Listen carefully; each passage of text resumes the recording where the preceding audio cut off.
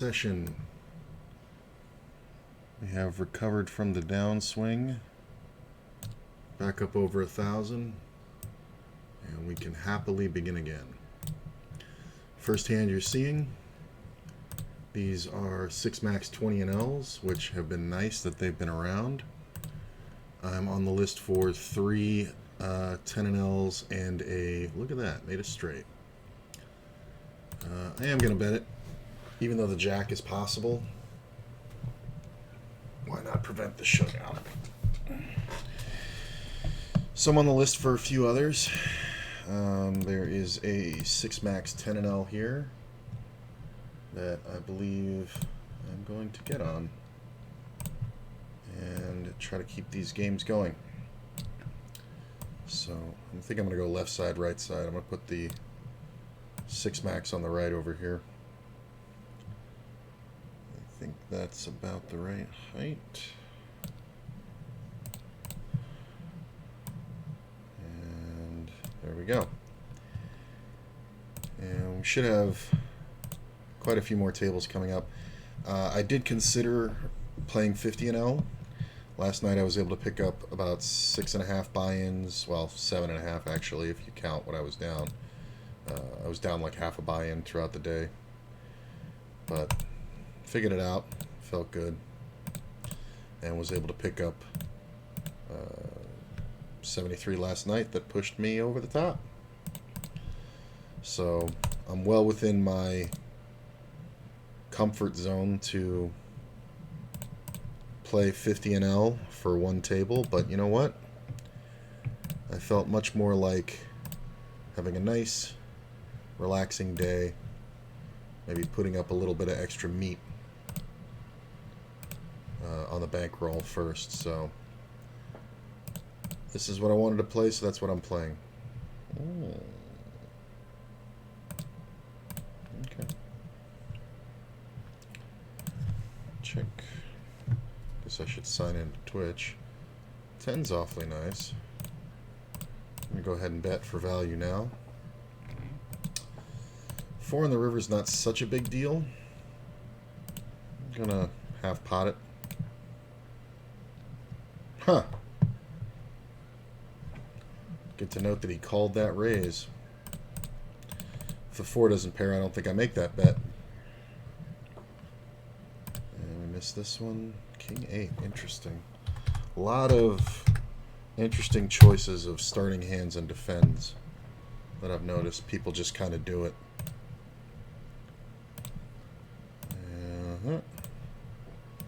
Good to know, though. We can learn about our friend. And this is a 10 and L 6 max. I'm just going to check here. These tables are kind of iffy. I don't mind a showdown here. It shows that I didn't raise with the ace. Player did 3-bet me before. I don't know how great this table is. Maybe we'll just, yeah, see, this is Spectrafax is kind of going crazy. Maybe that's a reason to stick around. We'll see. If he leaves the table, I'll get off, but I do think it's profitable still. He's just kind of been over aggressive and all that, so I don't know what he's been through today, but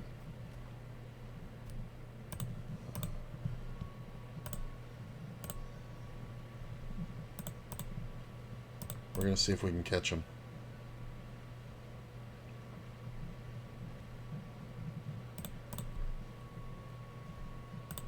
Wow. 3-handed on a 6 max. Aces v aces.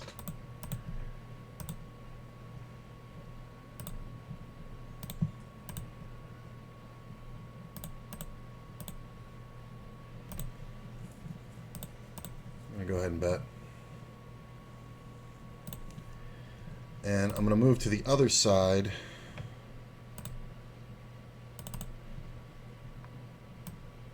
Of Spectrafax when this table comes live again.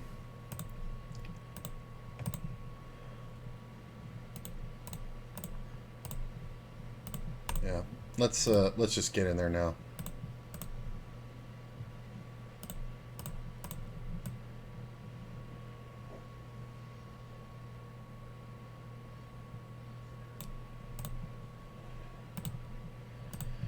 Just if he's going to go insane, I kind of want to have position on him.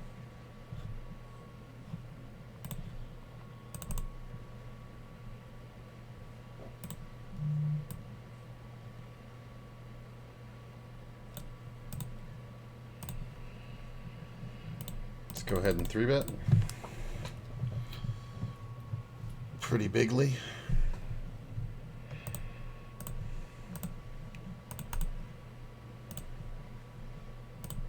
Open ender.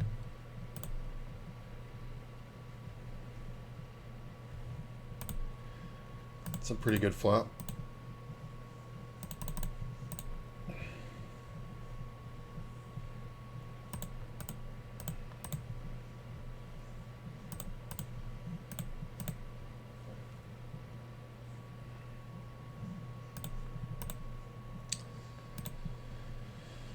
Six would be nice. I'm not going to call for it. Ooh, 2 pair.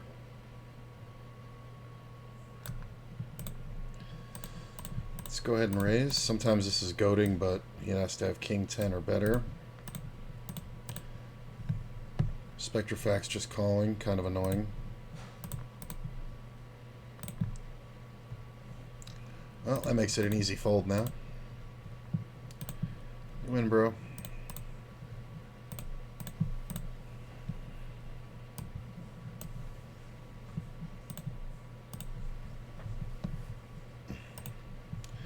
So we're on all the 6 max, and there are 4 9 max, one of them 20 and L that we're going to try to get on. And we'll replace the bad stuff with the good stuff when we can. I think checking the turn's kind of important. I don't think we, I don't think we gain anything by betting.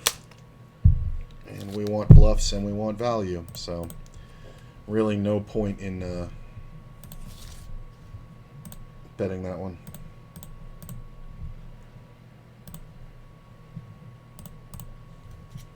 If spec jams here, I'm going to call.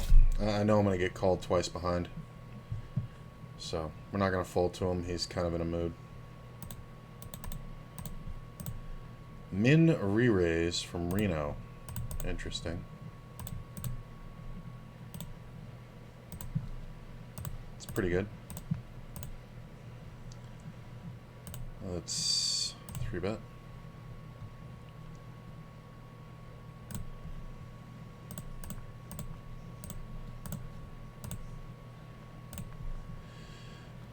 Guy behind me is kind of the concern here.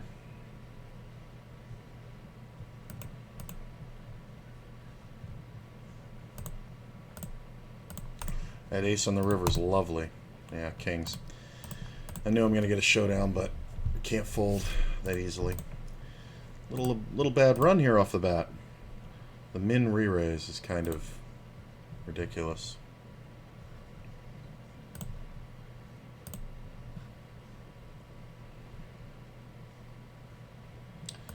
Checky. Yeah, let's raise here. Check.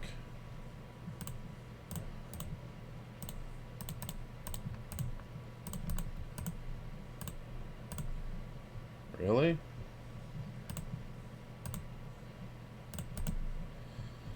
Yeah, king queen. All right, running into it a bit here.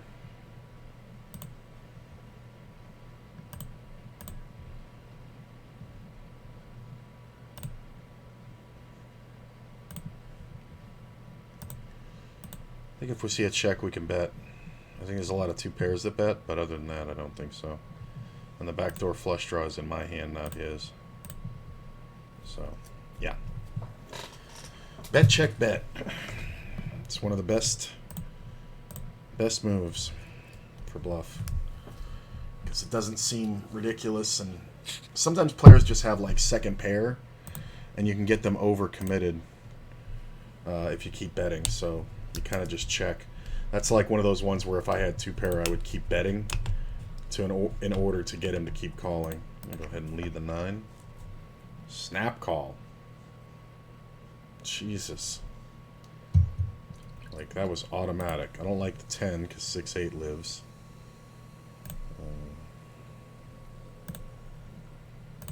Call.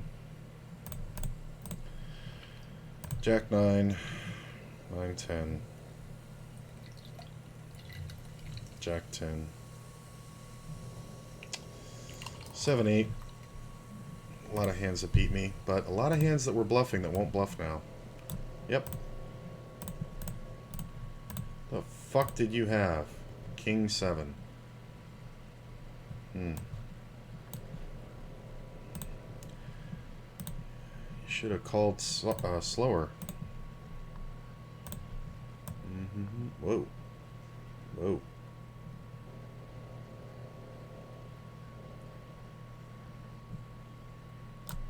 There we go. Bankroll looking nice. Yeah, thanks, Garo Games. Much appreciated.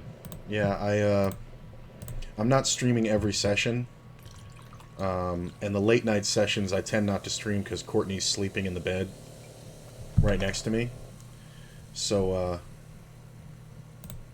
there's a lot of snoring and stuff, and it can wake her up if I get, you know, too animated while I stream. So I just haven't been streaming the nighttime stuff, but the night sessions are obviously really great. Hey, we got a 20 NL 9 max. How about that? I'm going to go ahead and bet. It is a posted pot, so I'm not going to get much credit. Call here. Ooh. That might be worth a check raise. I'm gonna bet. Well, no need to check raise. We got the flush. I'm gonna go ahead and bet again. Get clicked. I'll let that go. I'm gonna go ahead and bet again. Yeah. No showdown for you.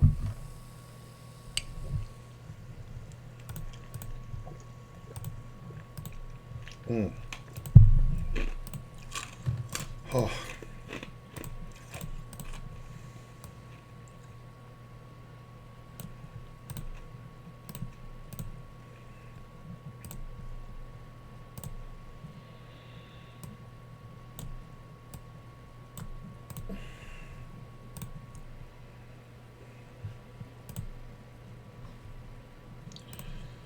Let's go ahead and 3-bet. Really?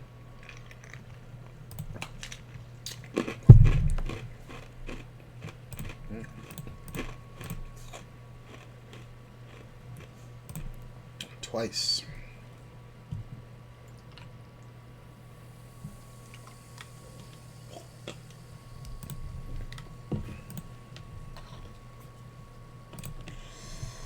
There's still quite a few more 9 max. 2 more on the list for, and it looks like another 9 max 20 NL might get started. See a limp out of first.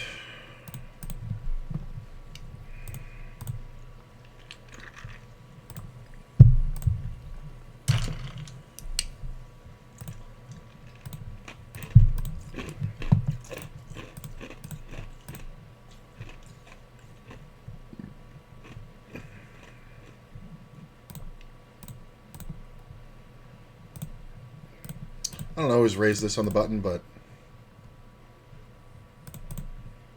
kind of don't mind it. I really thought Spec was maybe going to jam.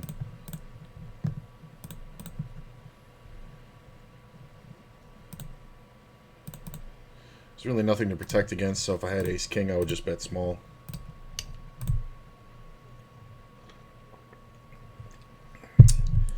He calls. It's a limped pot, so we don't expect him to be too invested, so I'm just going to bet for value. If he has a set, should let me know right here. It's kind of the only thing he can really have, limping, and then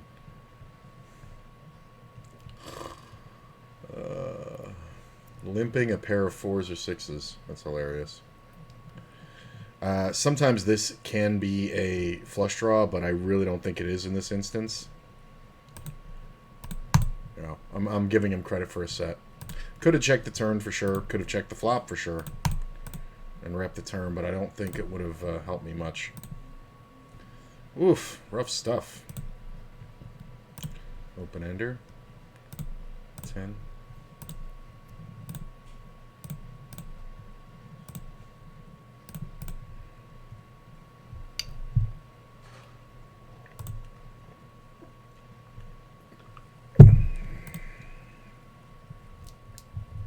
That sucks.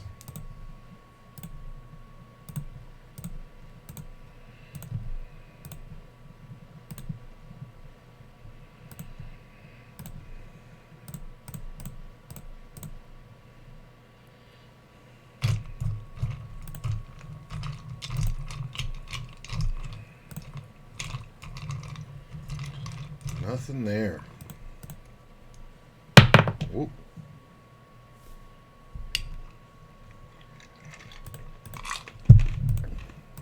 Look at this.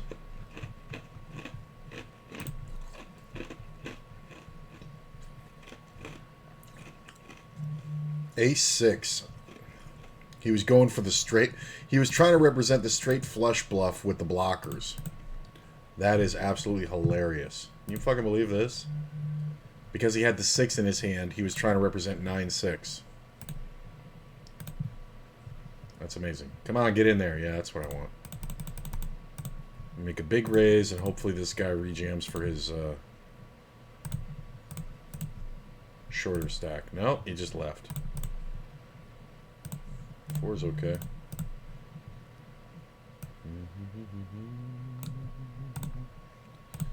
Okay.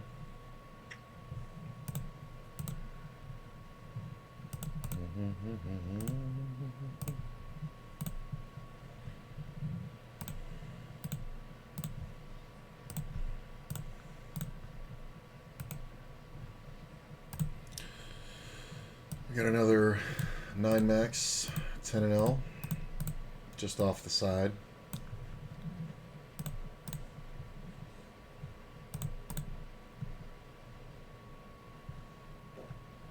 Start betting a little bit bigger. I forget it's Saturdays, so the 1/3 pot bets don't do anything.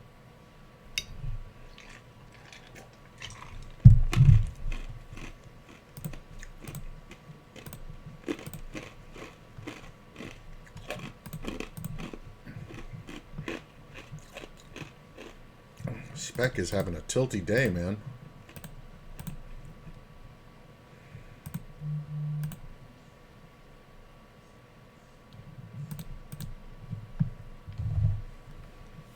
Spec, are you fucking losing your mind today, or are you just jamming all the good hands?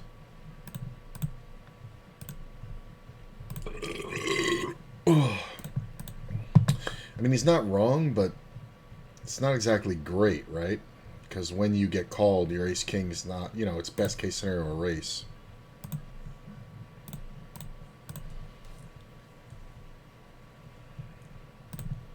Really? I mean, I know he's tilted. That's the problem. That's why I want to call this.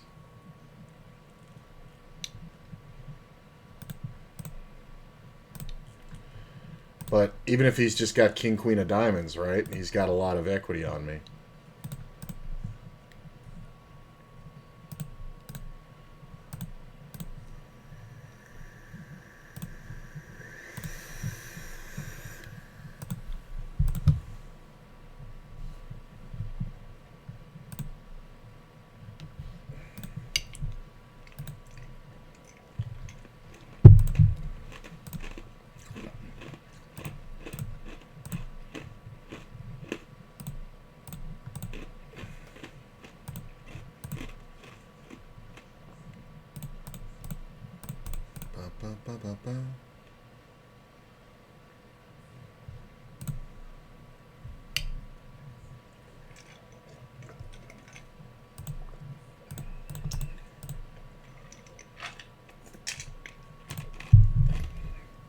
We got kings.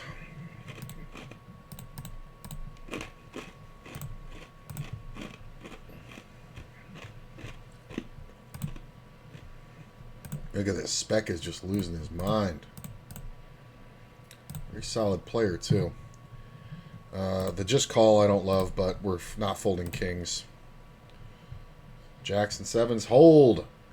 Right in the fucking door. And the spade. They both beat me.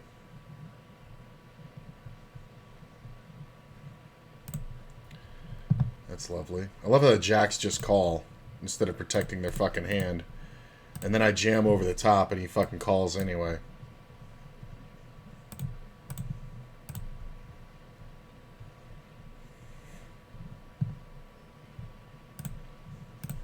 That hand holds. It's 2 buy-ins.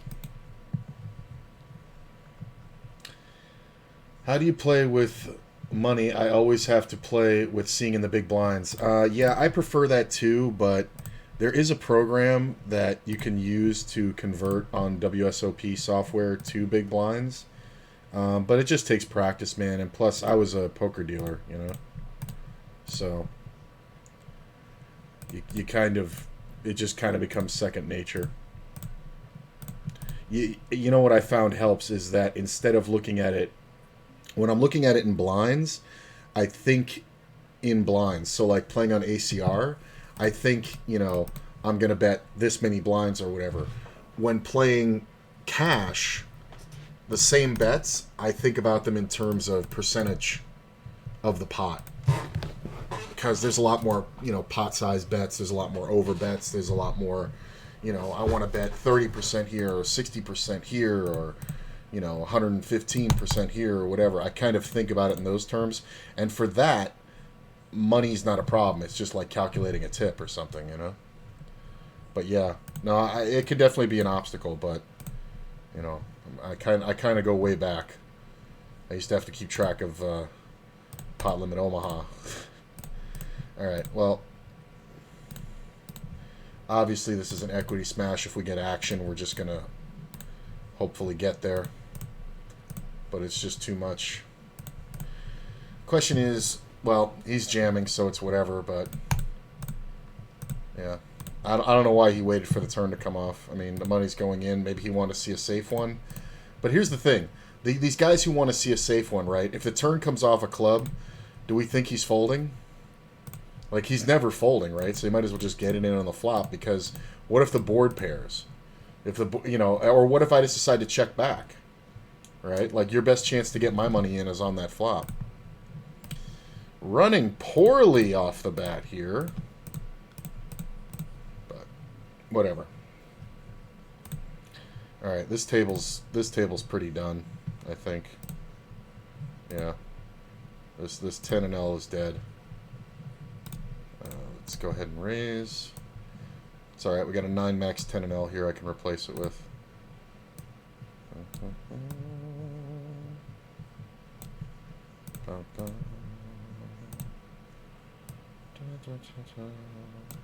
I wanted to play a tournament today, but then I got there and I was like, ugh. I don't feel like I have the commitment.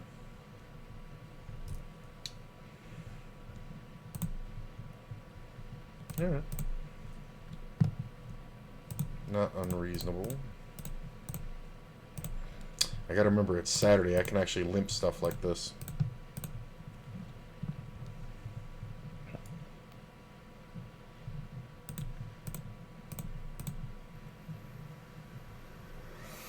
Bet the pair.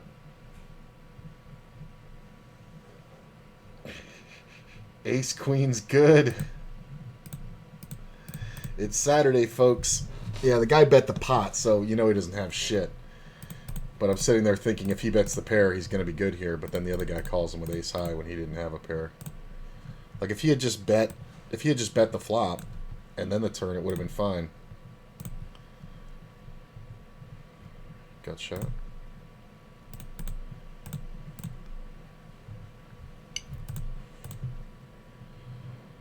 Oh, check. Ugh. Ooh, that went down the wrong pipe. There's so many people sitting in dead seats. Could have called that, but not really what I'm looking to do. I mean, a min bet? I guess we just call, right? 10's pretty good. We can check raise now.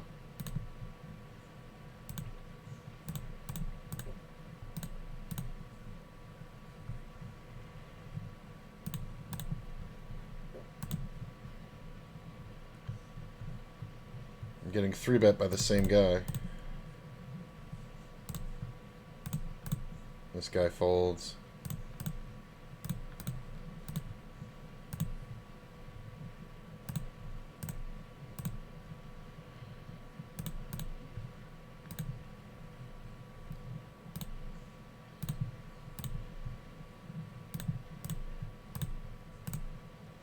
This player's kind of weird. They might show me a fucking monster here, believe it or not.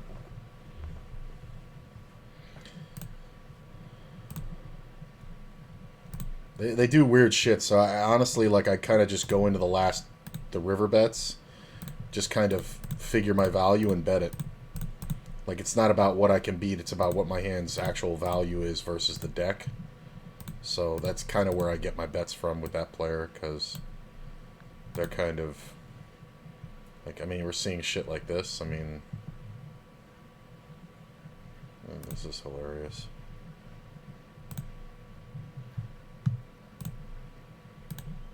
I mean, they just put it in. Player raises and the guy just jams the fucking sixes. I love how the queen 10 called it off too on a race. Being correct with queen 10 to call for a race.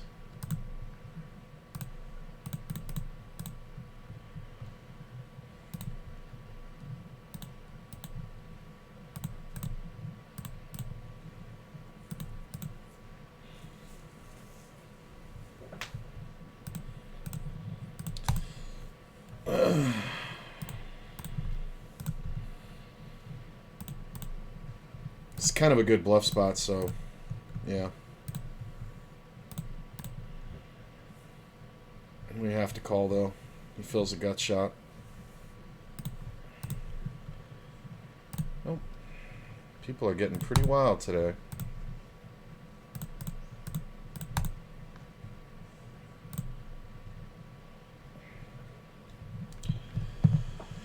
Good instincts.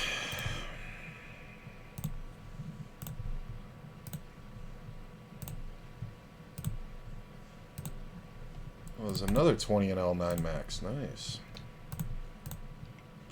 Don't see those too much.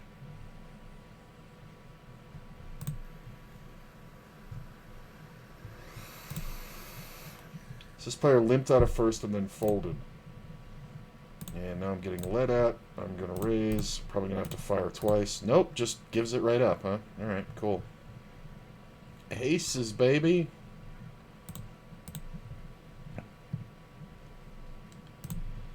I played bar scene last night. Came 4th out of 26 players for 140. That's great, man.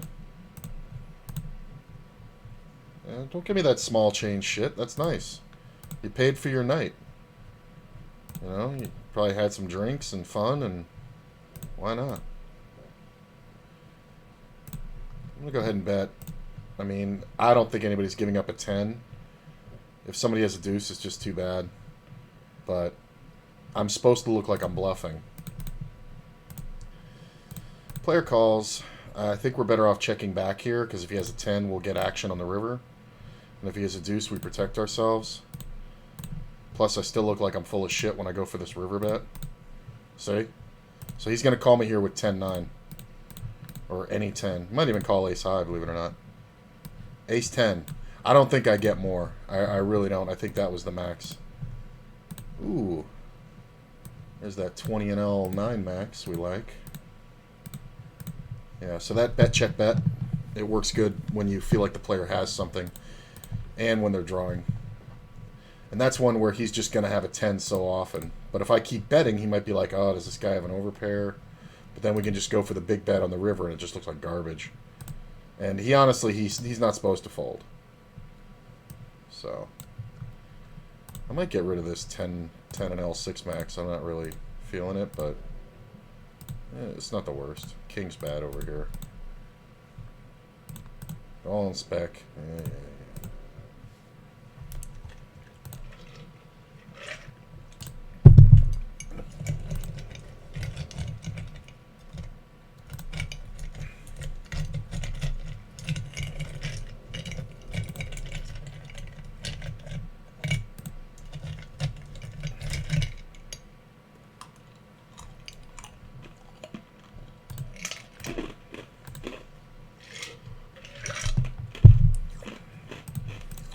Players are all raising too small.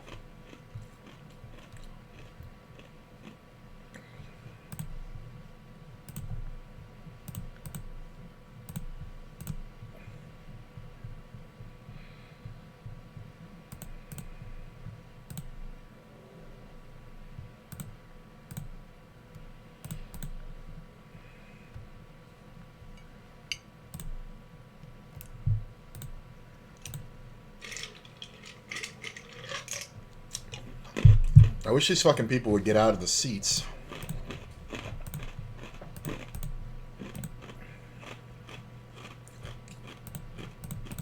Like, are you trying to reload?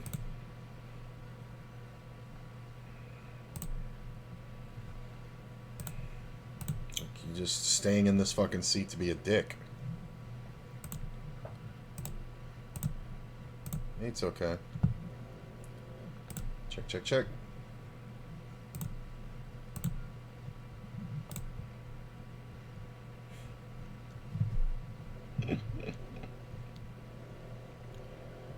I mean, what the fuck?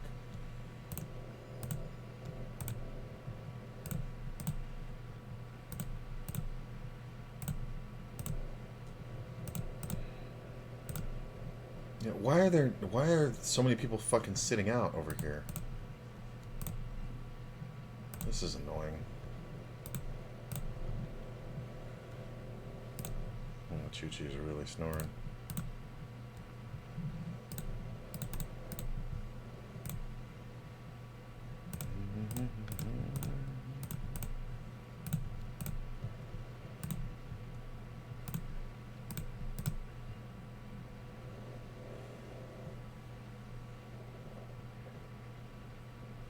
This guy's been here for 15 minutes and he's just sitting there, not playing hands. I guess we stay one more round to see if this guy gets in.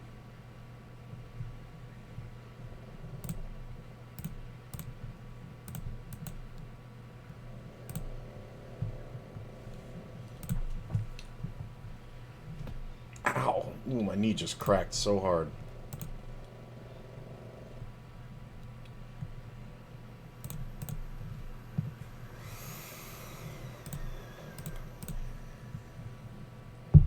Just snap calling everything. Alright. This guy's gonna get wild, so we might get the money in. He just takes any kind of equity edge, so if he has like a 9 there, he'll just raise. Like, just with the backdoor straight draw.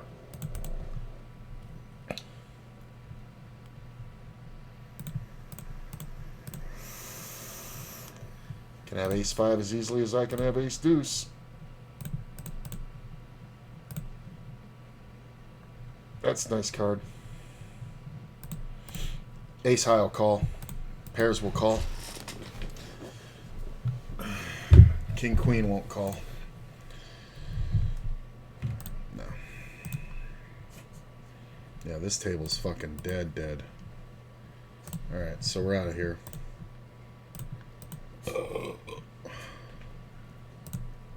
Are we all 9 max now? I guess we got this one for 6 max. Alright, I'm going to put the 6 max over here. Bring in this 20 and L.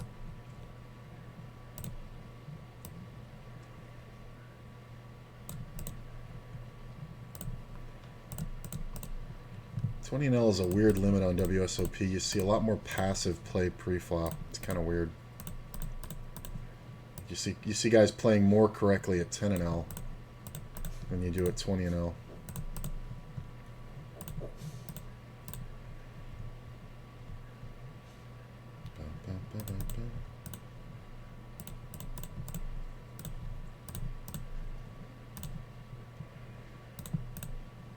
Just gonna go ahead and bet.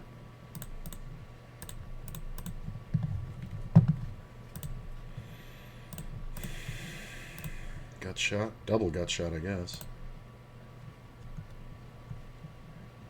See, and now that 20 and L is back up. What the fuck? Spectrafax is still sitting out, but I mean, I guess we call for the 6, right? I get check raised by Toby. Okay. I mean, I'm just going to keep betting because he shouldn't have too many full houses. He should have like 7-8, 7-4. He can even have weird hands, but I don't think he ever has two pair. That made a full right there. Sometimes I'm wrong. He might have just gotten counterfeited. Might have had Jack 5. He was in the blind.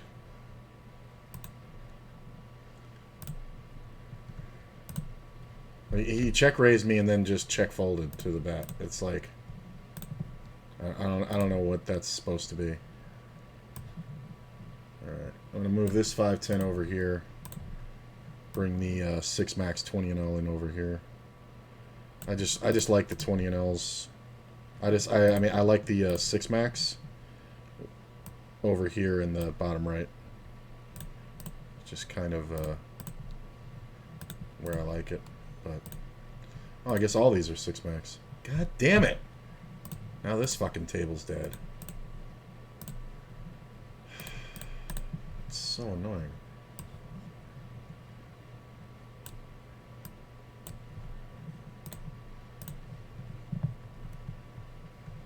Called 4 ways and I flopped the king.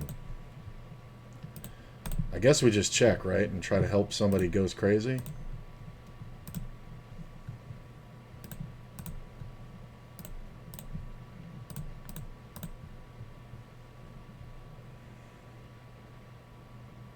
I'd love to see a board pair. I mean, what beats me? 7-4? So we can get raised by some sets here. But I don't think we're folding.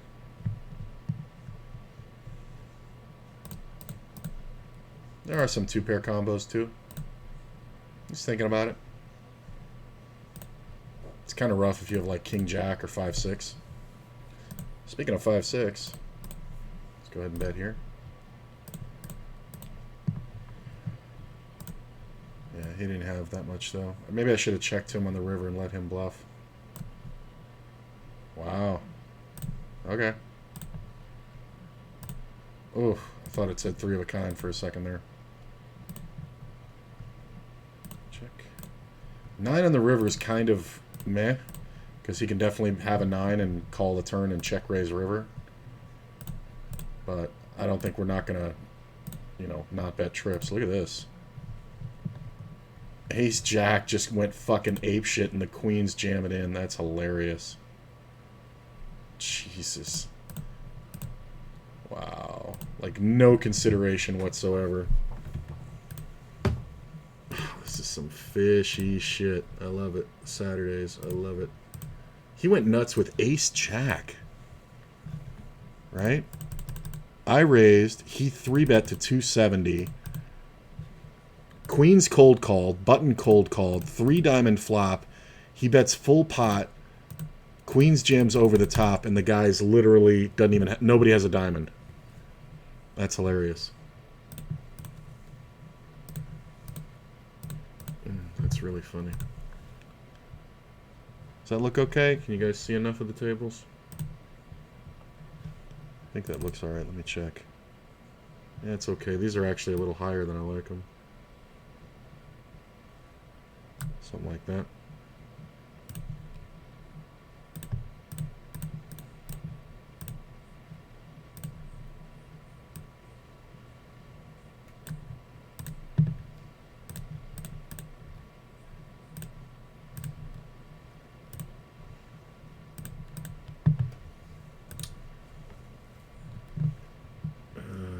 Yeah.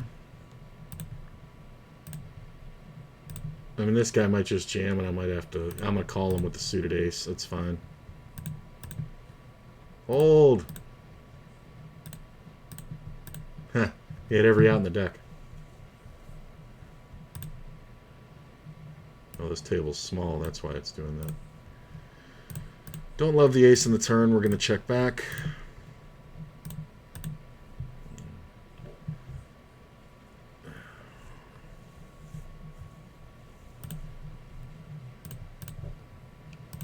It's annoying.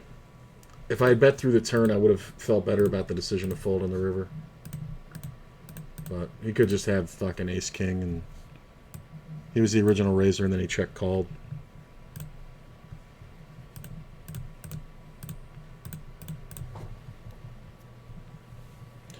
See, and now the fucking thing is back up. Now the 6 max is back up. That's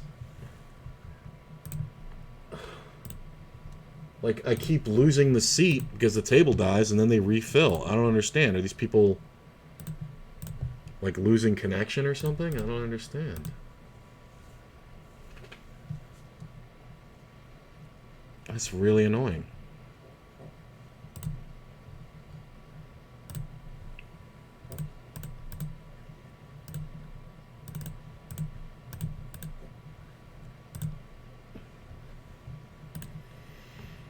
Check, check, check. Check, check.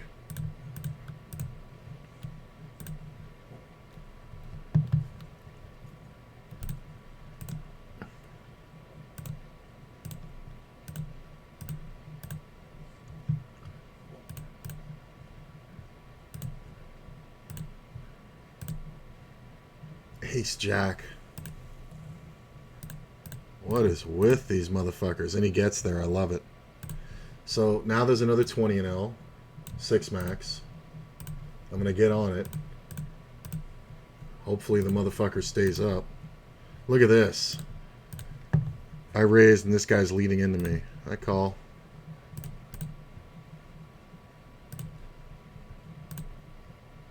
God fucking damn it.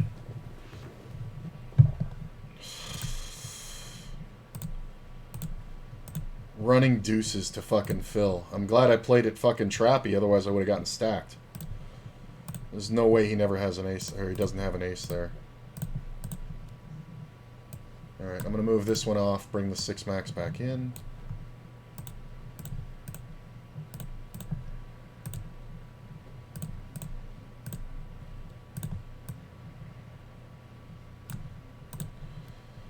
Love spades.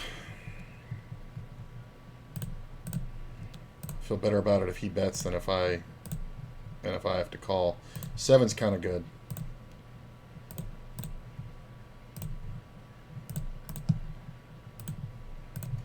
Set of 4s.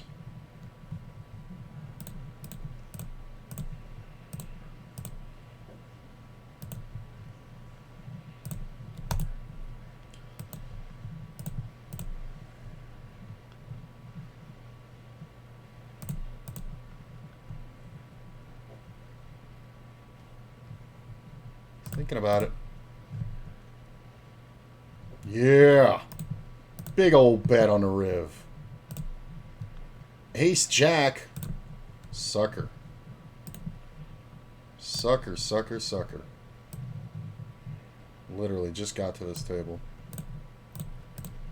Just a payoff wizard. What do you think I have? You think I'm raising on the flush draw? You should pray that flush comes in.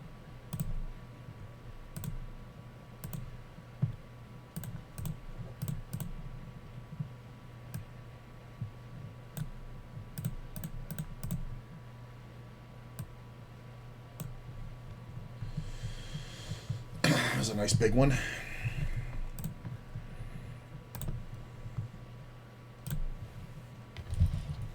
Look at that, another set. Not the greatest board. 10 jacks definitely out there. I'd like to see this short stack go crazy. So, I mean, what are we really protecting against, right? If I'm not beat, well, now I'm protecting against nothing. I'm going to bet small here. I think if anybody has a pair or something, they'll get it going. Okay. Nice play, bro. Anybody else notice he got counterfeited there and just jammed all the money in against me? He got counterfeited. Like, if I have a 9, that's what I'm betting on the turn. If I have a queen, that's what I'm betting on the turn. He loses to all that. I just happen to have a set. He literally has 2 outs. That was easy. Got all those bad beats back.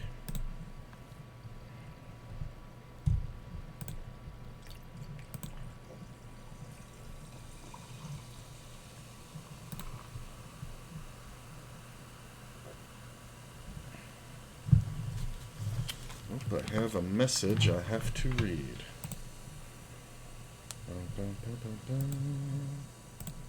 Crazy daisy.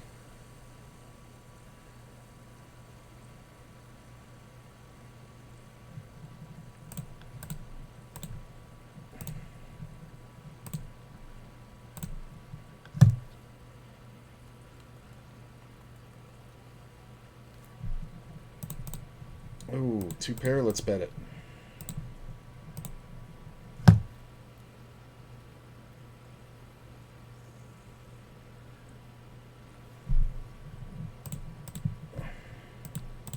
I don't love the queen, because king queen's definitely out there, but I think we find out we get raised right here. I'm going to check the river. Sometimes 4-5 is there, but we also get bluffs. We also get guys who value ace-king and king-jack. What did you have? King-8. It's Saturday, folks.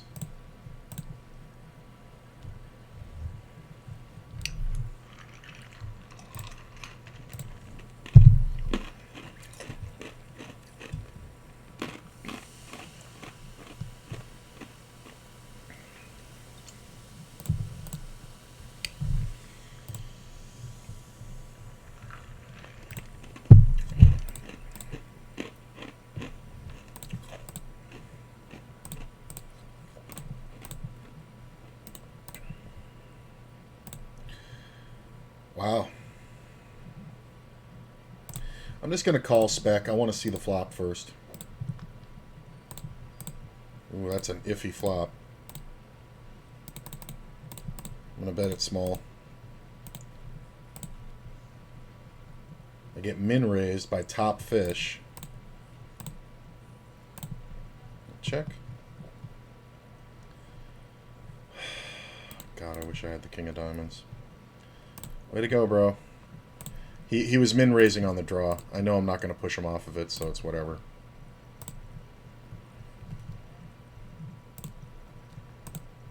Three bet? Okay. Could have just jammed it pre-flop with those kings, but I got a weird one on the side where I'm priced in. Yeah. Guy had $1 left. 3-3-5 jack board. I have ace jack. And he shoves all in for $1. This board. I raised pre-flop, check flop, and then the turn he jammed out. It was a 4-way pot, so can't fold. 6-1 on my money.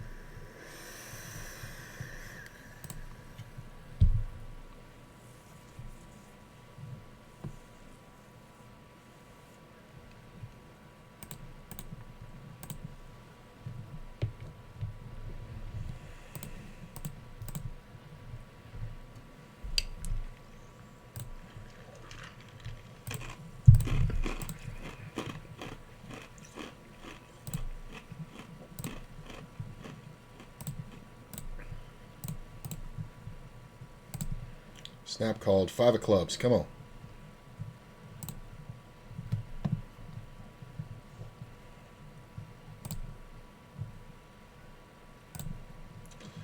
That sucks. It sucks because of this player. 0 might bluff. This is going to get tough. Wow, they both had a jack and nobody wants to bet? You guys are fucking idiots. Oh my god. That's hilarious.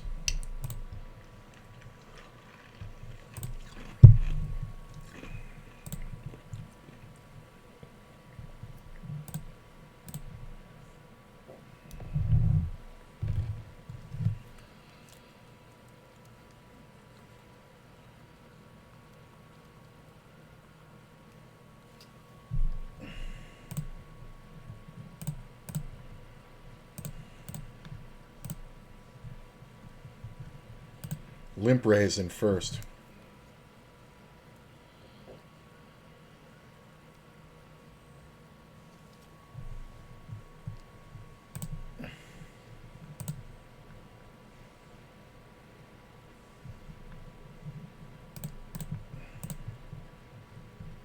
Look at this. 8s and ace king. Wow. Jesus, that's crazy.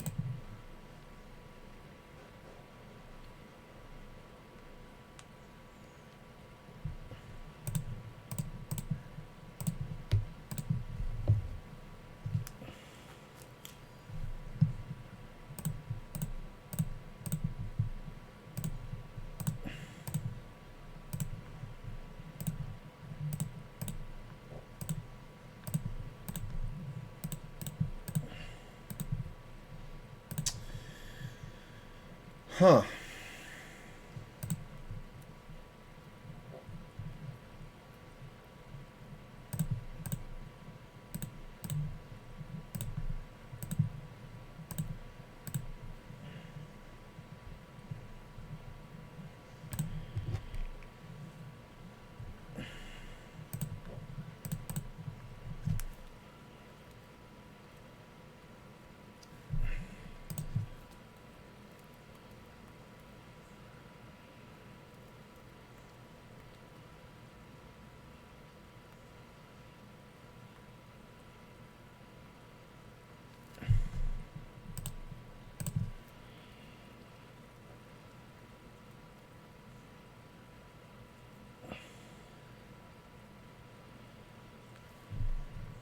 Ba, ba, ba, ba, ba. Lots of deuces. Back over 1K, that's right.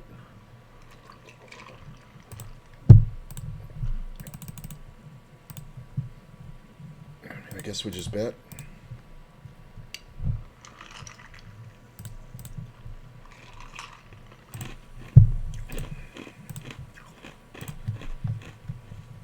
Yep.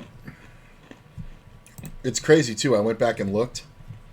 It was like, you guys only saw 17 sessions, or 17 days worth of play, so for like maybe 20 sessions.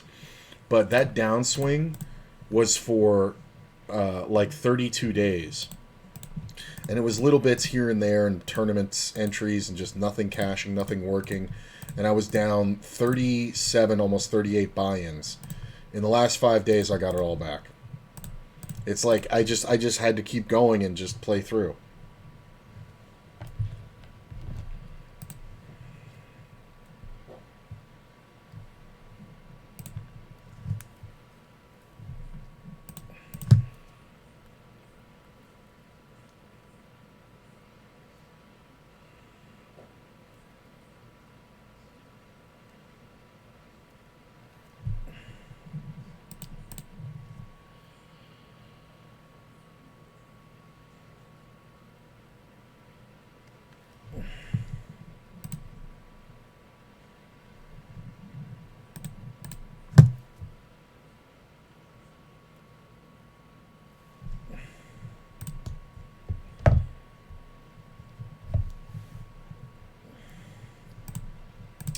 Ba, ba, ba, ba, ba.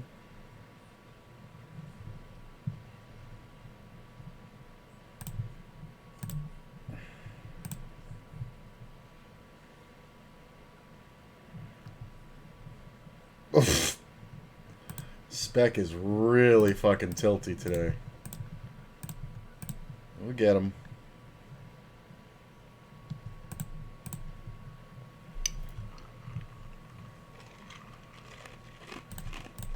Make a little bet here. Little tickler. Little half pot action.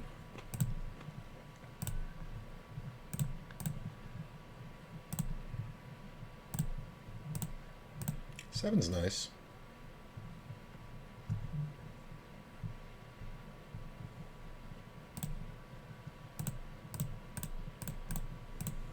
Ugh.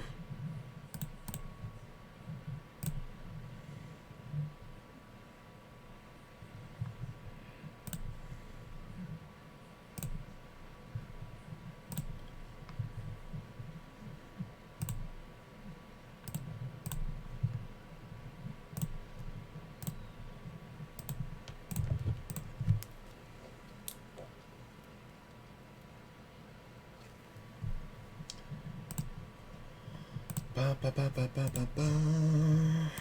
Ba, ba, ba. Lots of stuff going on. Ugh. Jesus.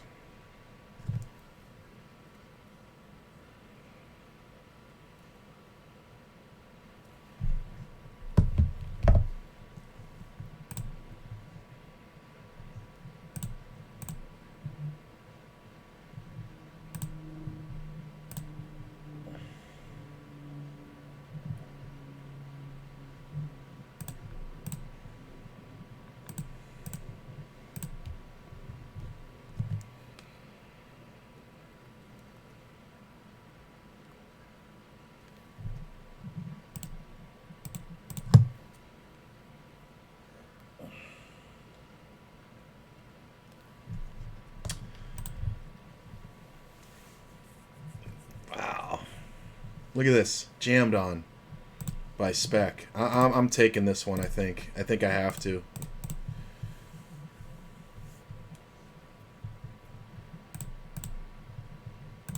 Oh, alright. No free roll. I mean, he's just losing his mind. He's jamming jacks up. So...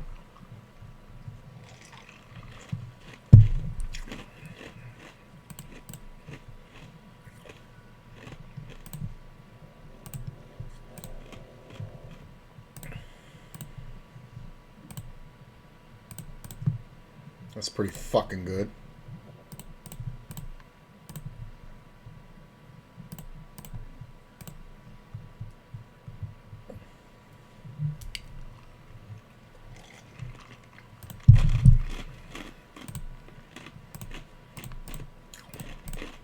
He can have a lot of jacks. Damn it. Fours, nines, and hearts. Son of a bitch.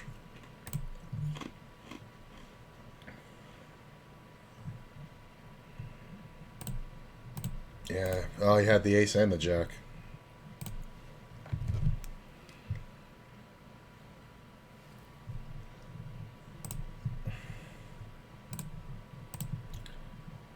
Knew it was only a matter of time. Yeah, that's the thing, man. Like, it was just a downswing. It was just like, you know, you just run bad. And it's crazy because I remember talking to somebody about it years ago, was that they were saying that when you realize you're running bad, it's when you've already run worse than you ever have before, because you develop a thicker skin over time, right? So, like, it used to be like, you know, you lose one, you know, get aces cracked one times.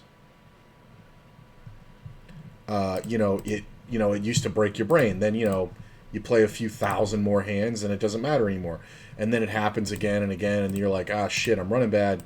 And then you just keep going and going. And he's like, but by the time you become a professional, when you sit there and say, fuck, I'm running bad, it's the worst you've ever run. And after you've got such a thin skin, or a thick skin, it takes a lot. So it took a good while for me to do. What is this?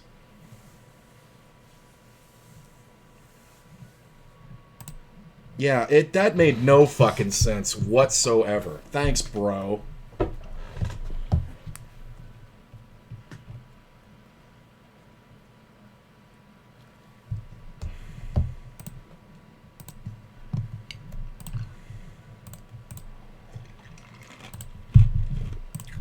Preach the dough, yo. Beyond beatable.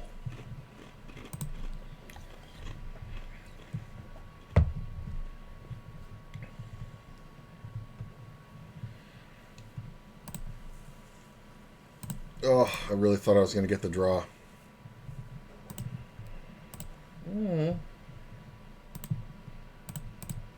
These are the kind of guys, though, that underplay their value hands. Like, they overbluff and underplay value, so if he has, like, ace high here, he won't bluff it. Which he should.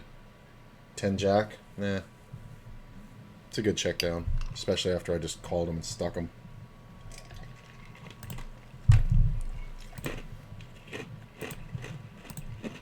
There's even more 9-max.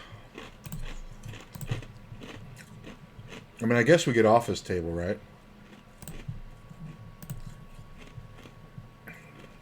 And this table, because there's effective stacks the same size as mine.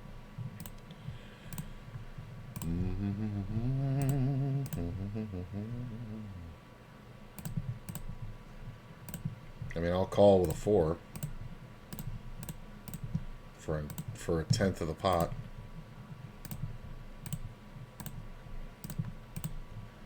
Queen ball.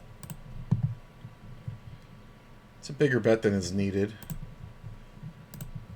Ace is pretty good. I bet the rivers. Sometimes he has an ace and he'll pay me. Oh, God. Don't tell me you paid me with King 10 or Queen Jack or something like that. What'd you pay me with? 6s? Optimist. I don't want to leave, but it's like I got to stick to my own rules. So I'm gonna get off the tables that I should get off of.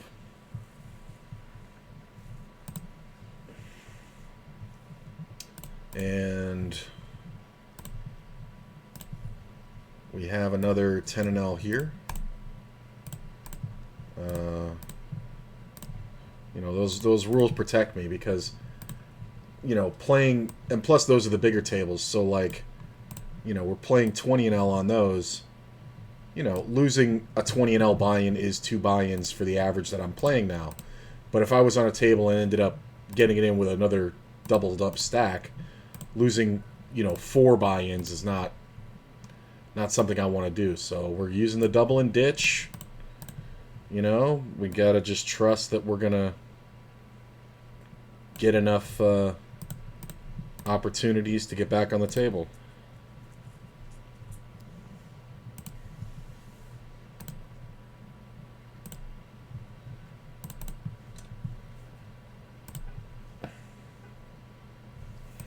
Alright, so it's these 6 tables right now.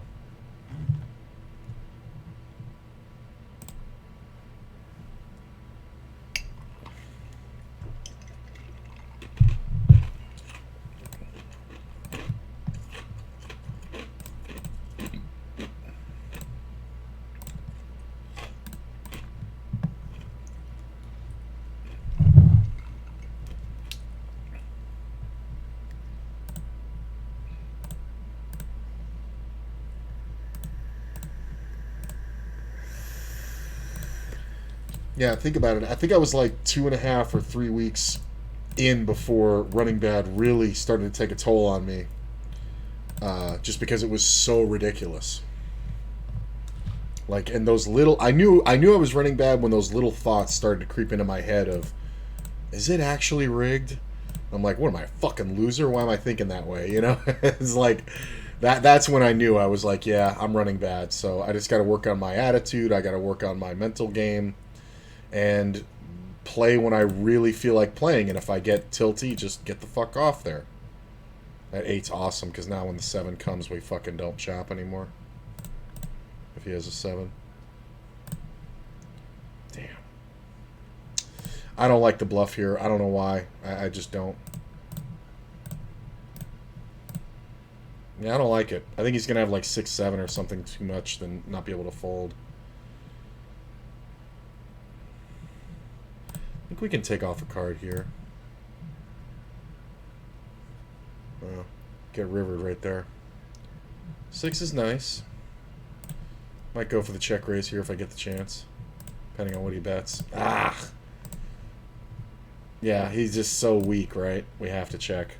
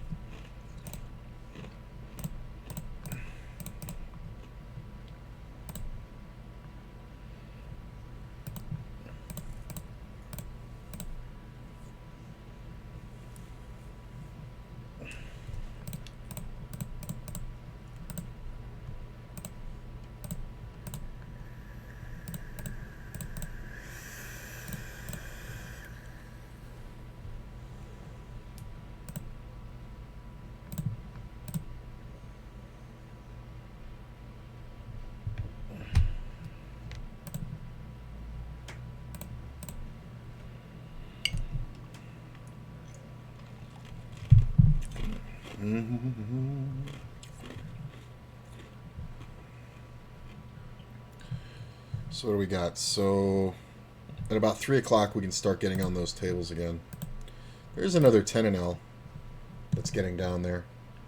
It's a super small bet. I obviously don't love it, but there are situations where we see a check down and we get to realize all our equity. Just spike an 8 on the turn. Be nice. Like, this is a super small bet, right?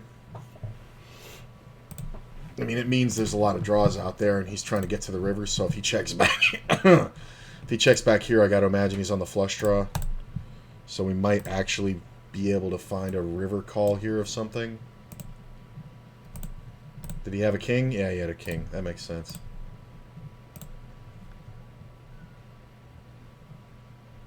Yeah.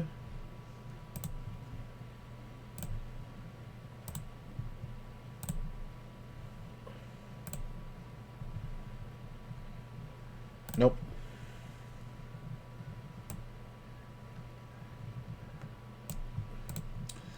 Well, there's a lot of chops here, but there's also a lot of fives out there, believe it or not. So we kind of have to be careful. If I'm this guy and I have a 5, I'm going to bet pretty big on the turn and river. And we're just calling for a chop, so that's a smaller bet. I think we can call that easily. And we're going to go ahead and bet this flop. And check this one. It's kind of tough if he bets big. Yeah, he bet the full pot. Yeah.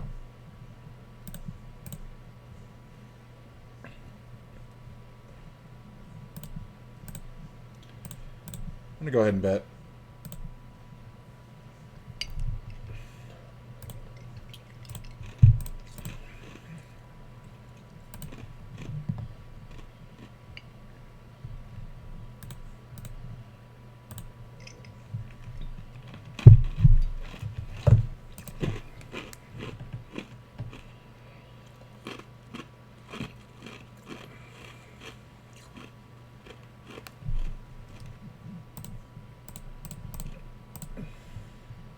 All your friends thinks it's rigged. Well, here's the argument. Here's the argument that I make that somebody said, how do I know it's not rigged? I've always said if it was rigged, there would be no consistent winners. That's the thing. And read the Stoics, help my mental game improve the cause. Nice. Look at this full house. That was always my argument. I remember coming up with it when I had a roommate years ago, and I was literally paying our rent playing online. And he was okay, but he didn't really put in the work. Back then you had to read books to get better, there was no training sites. But, I helped him, but he was he wouldn't get beat, like an average fish, but there really wasn't much to him.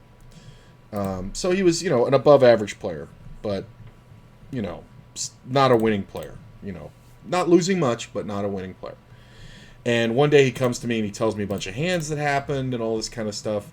And I'm just like, yeah, blah, blah, blah, that happens, man, yada, yada. And I'm giving him the percentages. And I'm like, you were really just, 30%, to lose this one. And that's a lot, Or you were 50-50 in this scenario. And that's a lot, And I said, and it happens sometimes and it bunches up. And he went on this whole rant about how it's rigged and it's this and it's that and it's whatever.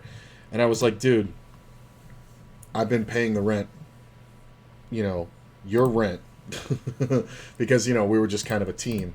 I said, I've been paying your rent and buying groceries and all that kind of shit. I think at the time it was for like 9 months or so, playing on this same site. And he goes, yeah. And I go, how would that be possible if it was rigged? How would it be possible that certain players win consistently? And he then dropped the bullshit argument of it's rigged.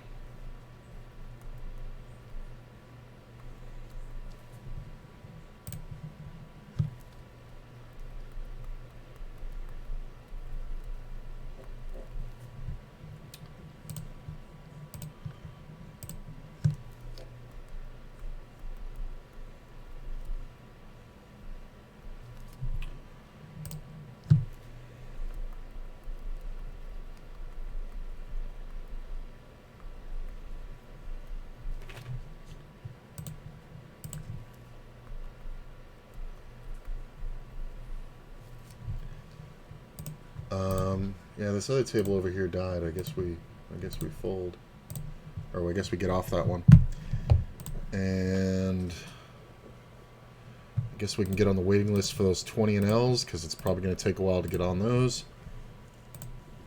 So we're just on this.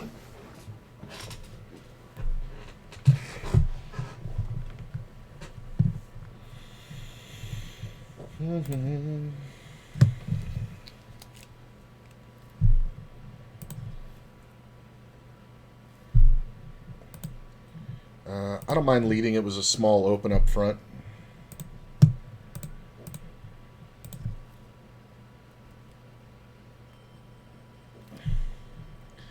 We get raised. I do want to call. Sometimes he's just got an overpair. But sometimes he's just enforcing the fact that I donked into the chip leader. Now it's a tough decision. That's a value bet. That's a really good bet. I'm going to let that go.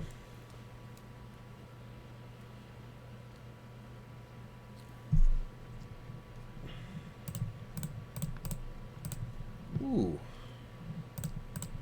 King's okay.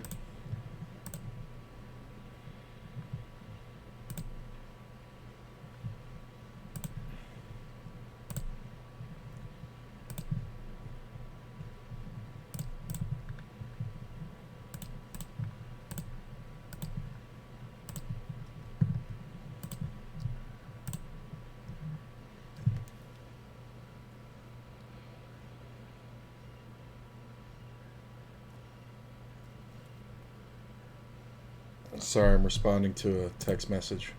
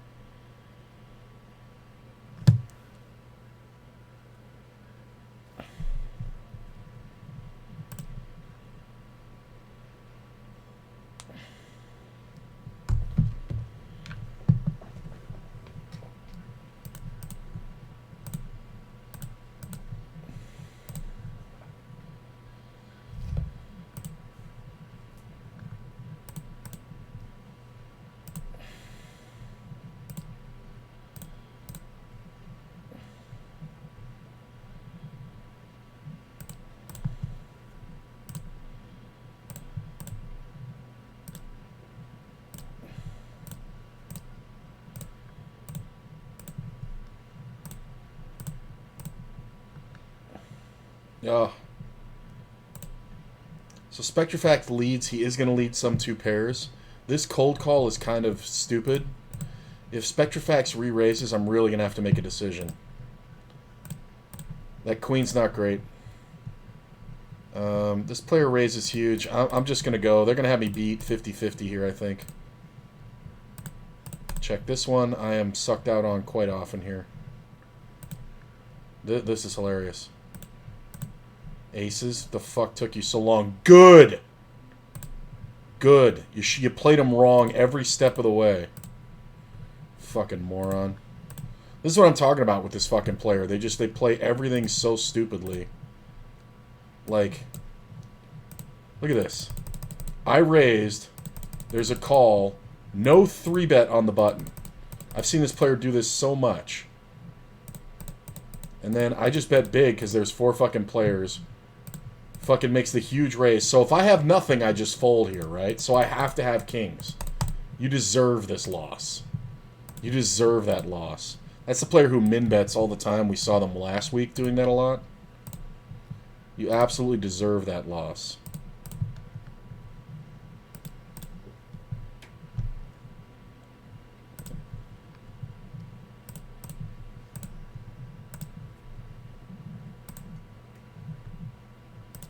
Okay. Yeah, a lot of 3-betting going on. I'd rather jam and get the soft call.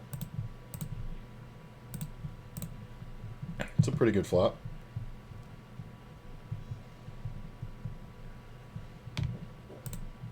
I'm just going to bet really big, percentage-wise.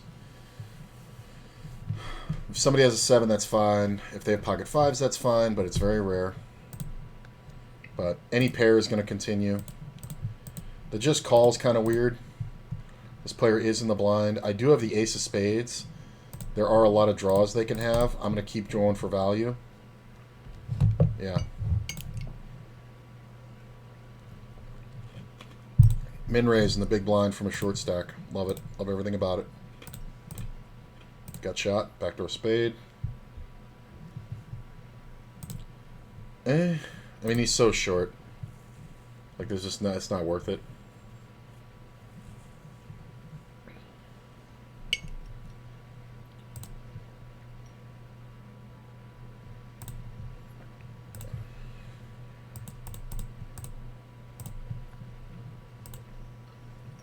Somebody's got to have a 9, right? 5-7's very rare. 7-8's very rare. I don't think I can continue versus another bet. Yeah, that's fine. That's fine. Yeah, this is the problem right here. I mean, this could be 5-7 for sure, but that is a lot to call. I mean, it's the player's first hand, so they're supposed to have something really good, but it's kind of hard to say. They could just have the overpair, honestly. They could just absolutely be trapping. I mean, put the money in. It's $2.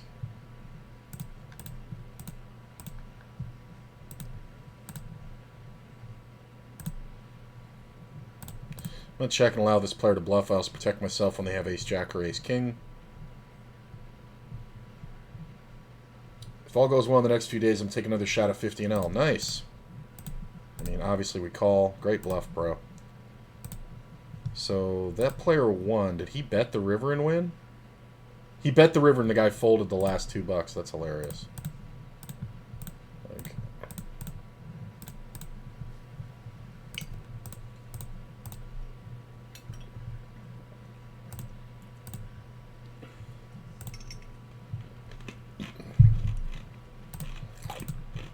this table died quick. Into that. There are some more 6-max. Wow, everybody went to lunch.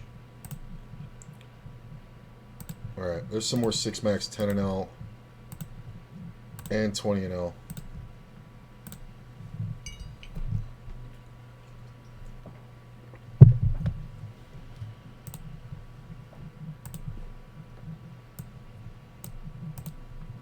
I gotta wait on this one, right? Yeah, 12 minutes.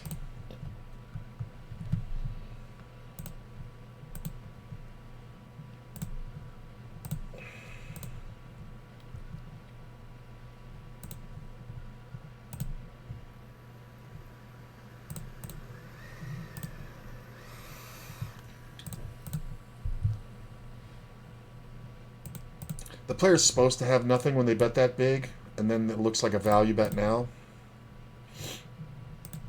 It's going to be hard to get away from queens. I don't think we want to bet, though. Aces, god damn it, that's the one hand. I don't even know if they can pay me, though. It's the one hand. I mean, they bet so big. That's the one hand that has me beat.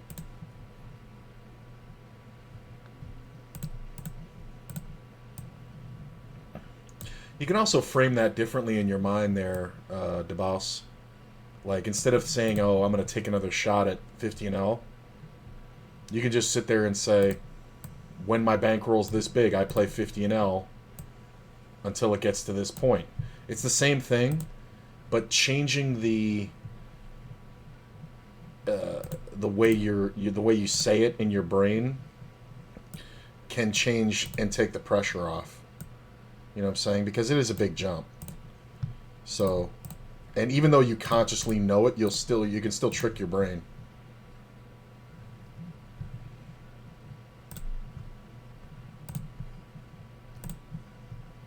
Got a 10-L 6-max.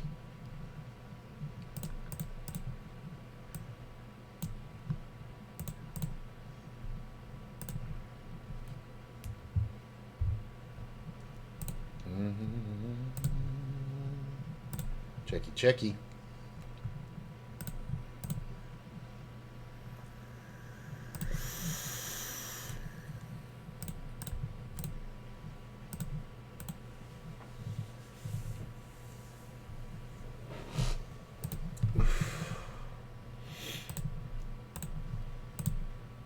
Oh, that's cruel. 2 pair versus top set.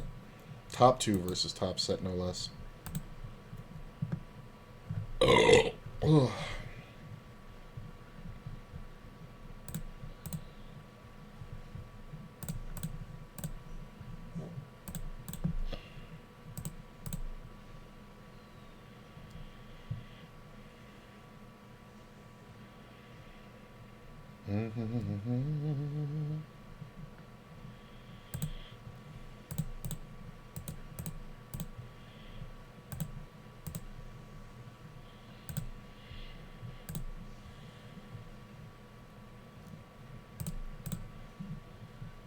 And this player has 90 cents. I'm not going to be able to fold if they jam. But they're not going to call. It's so hilarious. This is the guy who fucking called off $8 on the draw and then folded for $2.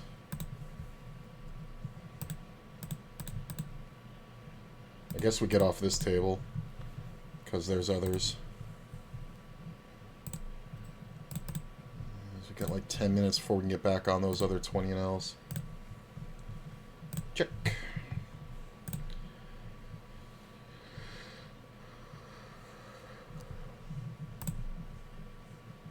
Ugh.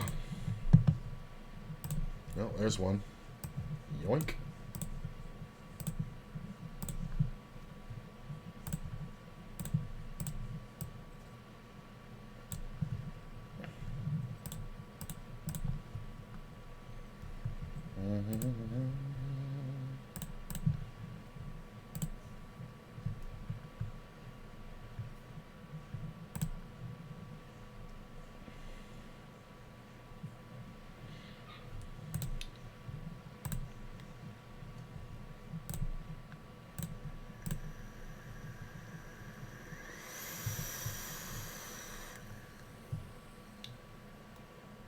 Damn, why is that turned up so high?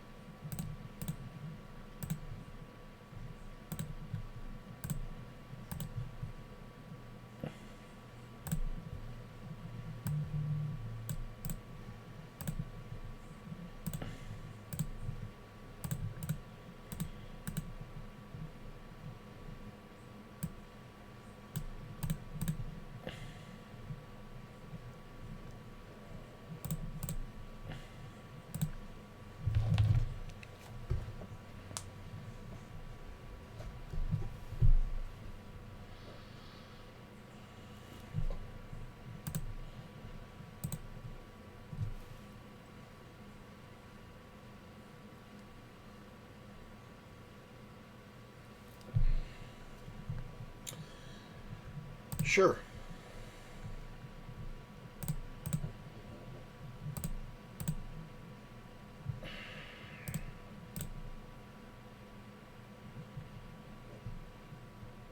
Spade on the turn is hilarious.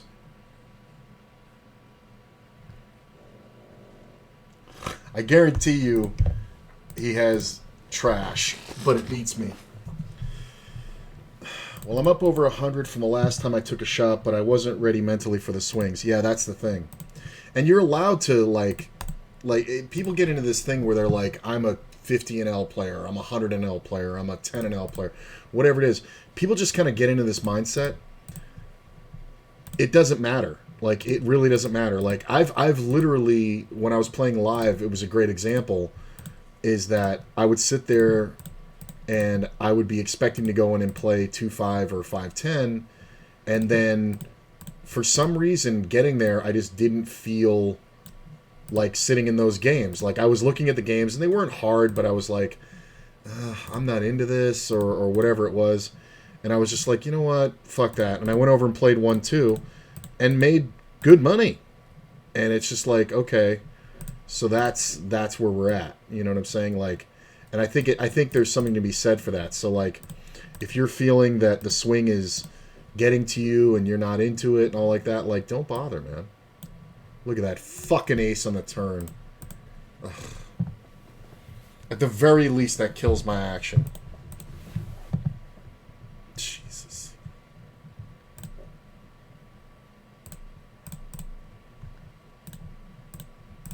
Motherfucker.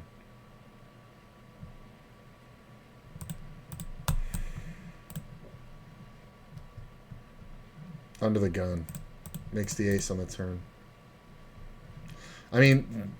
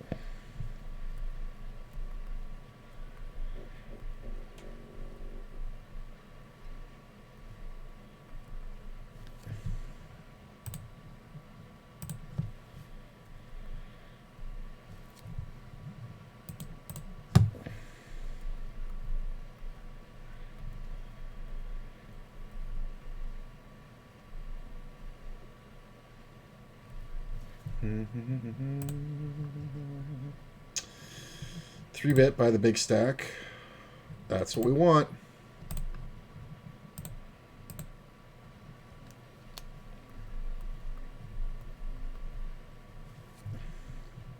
Well, that was easy. I didn't mean to slow roll, and I was responding on my phone to somebody.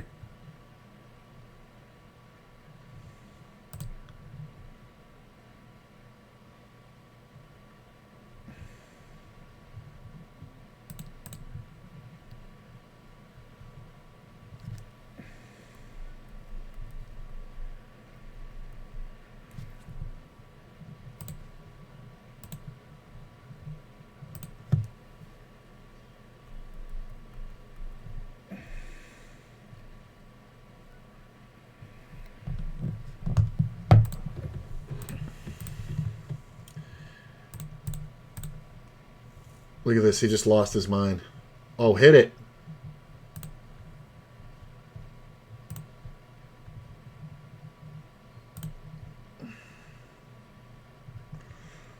Double and ditch.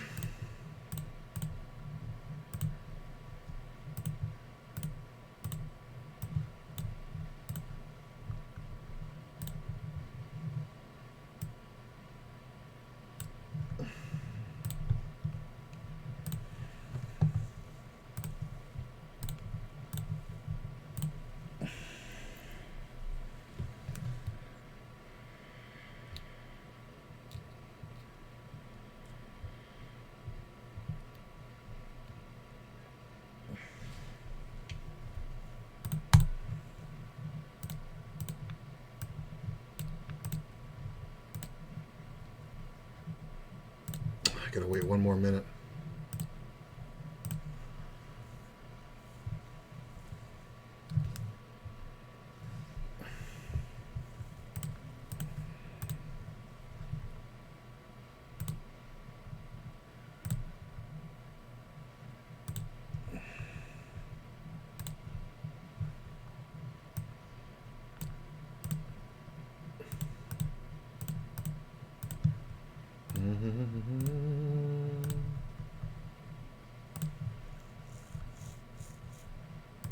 Six max. Oh, don't let the six max die. I have to wait like one more minute. I gotta wait 19 seconds. Awesome.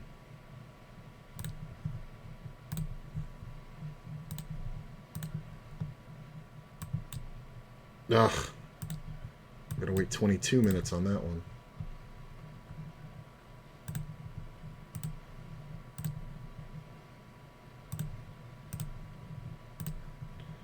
Alright, I got the seat. 20 and L, 6 max.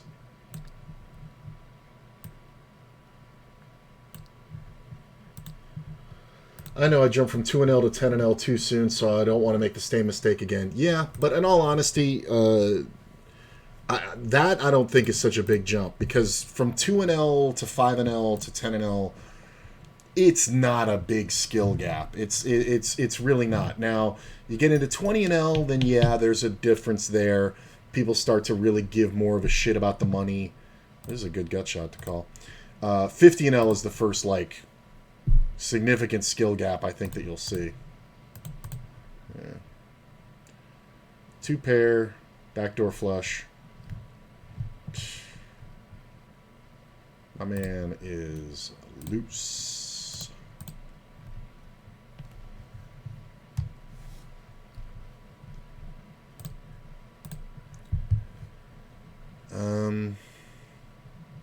Yeah.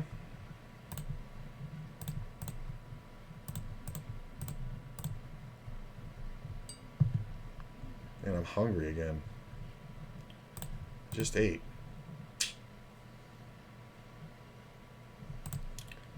Yeah.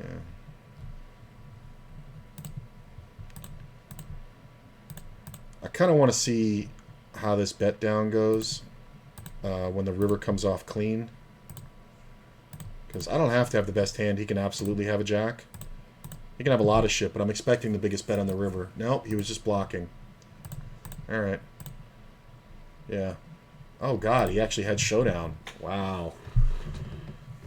Outkicked him by a pip.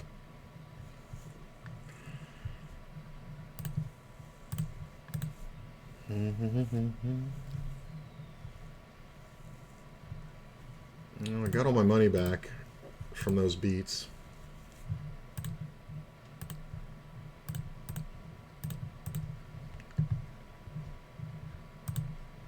Open ender. Backdoor spade. This is retarded. Like, I get you want to protect a good hand, but you also have to get some action. Like, he could have made it like $1.10 and been, you know, perfectly reasonable. But 3 limpers and he goes to 28 blinds. That's crazy. He's re-raising again. He might be that wild man. We're not folding. I don't care what the fuck this guy does. Get it in. Queen tray. That's fun. It's the gay waiter, sir. Congrats. Thanks for the dough, yo. Wow, a lot of people are taking off.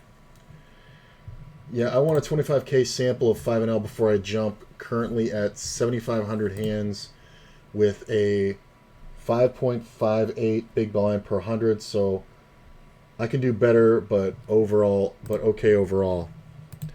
I would ask what your bankroll is, because one thing that I think people do is that they're too conservative. A lot of times, you know. I think playing 10 and L is a good minimum, and you know, so if you can beat the 5 and L, and also 5.58 big blinds per 100, good, not great, but I think your sample size is kind of not small, but I think skewed. Because I don't know how long it took you to get those samples, or to get that sample. And here's the thing. People talk about sample size where they're like, oh, I have 10,000 hands, you know, or whatever, where I'm winner for this much.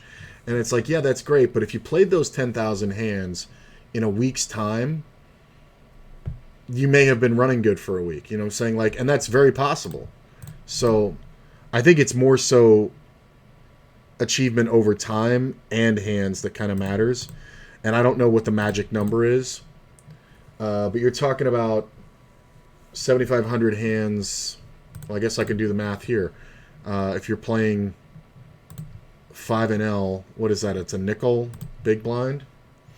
So that's 25. So that's like a quarter. It's about 30 cents, right? It's like 28 cents per 100 or something like that.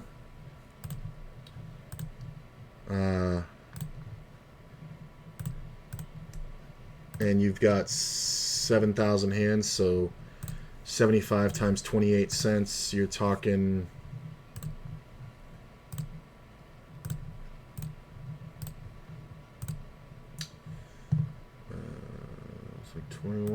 like $21 or something like that. I'll just do the math here in a second. Hang on, I'll just get a calculator. 5.58 times 0.5.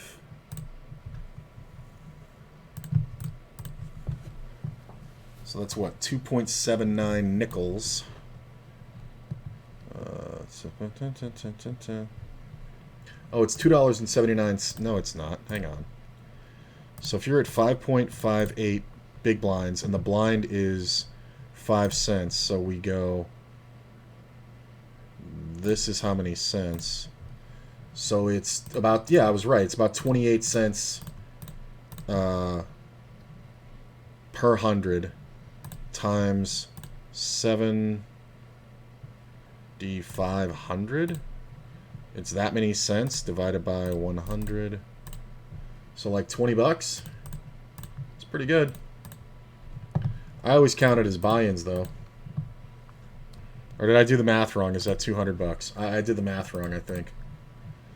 How much are you up? And here's the other thing. If you're prone to, like, you know, monkey tilt, you got to take that into account too.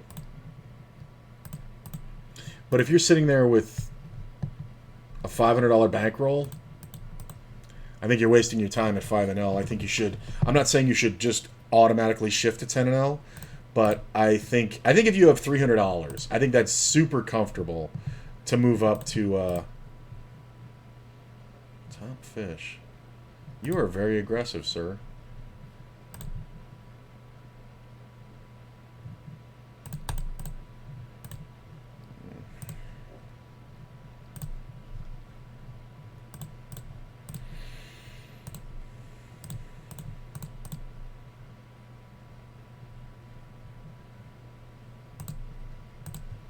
I'm never worried about big blind per 100 personally.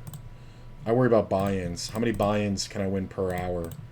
I try to average somewhere, no matter what limit I'm playing, up to 50NL. I try to win somewhere around 2 big blinds per hour, or 2 buy-ins per hour, which sounds like a lot, but it's really not when you're playing 8 tables. It's very reasonable. My average is probably closer to 1.7. When playing 50NL, I average like 35 bucks an hour. So what is that, like a buy-in and 10%? I mean, I guess we just call here, right? Like, there's no point in raising because there's not too many action killer cards. He has a set sometimes, but I think we can jam here and get called by aces, kings, queens, jacks. Yeah. 200 in the bankroll, okay. Don't really care about bankroll management, have a decent salary. Okay, so this is what I'm talking. All right, awesome. So this is what I'm talking about. So I think you're short selling yourself and you're using the wrong matrix to decide when to move up. You have a good job, you know what I'm saying? You don't have to worry about, you know, like I have to worry about going broke, right? I don't have any other form of employment, right? My setup is right now I'm trying to rebuild my bankroll and my life, and you guys are watching it, you know, at this moment, a dime at a time. You know what I'm saying?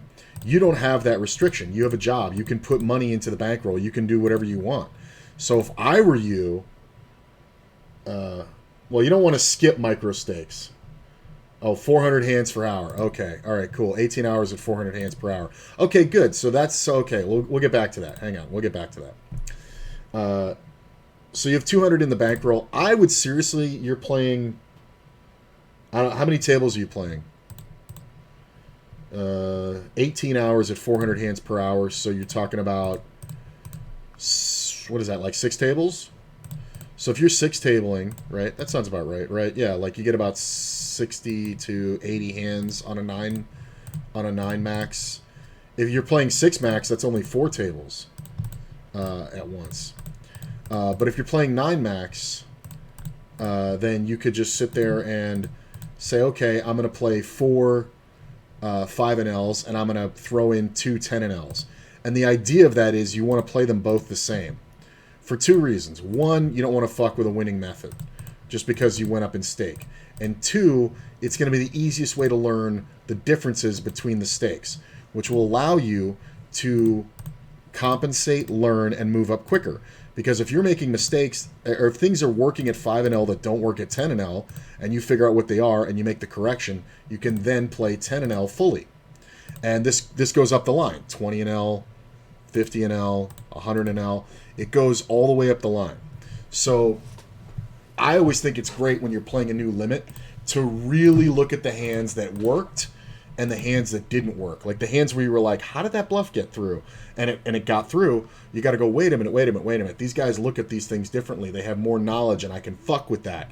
You know what I'm saying? You can't bluff a fish off a pair. Well, right, but you can bluff an experienced player off of a straight when, the 3-card flush comes out.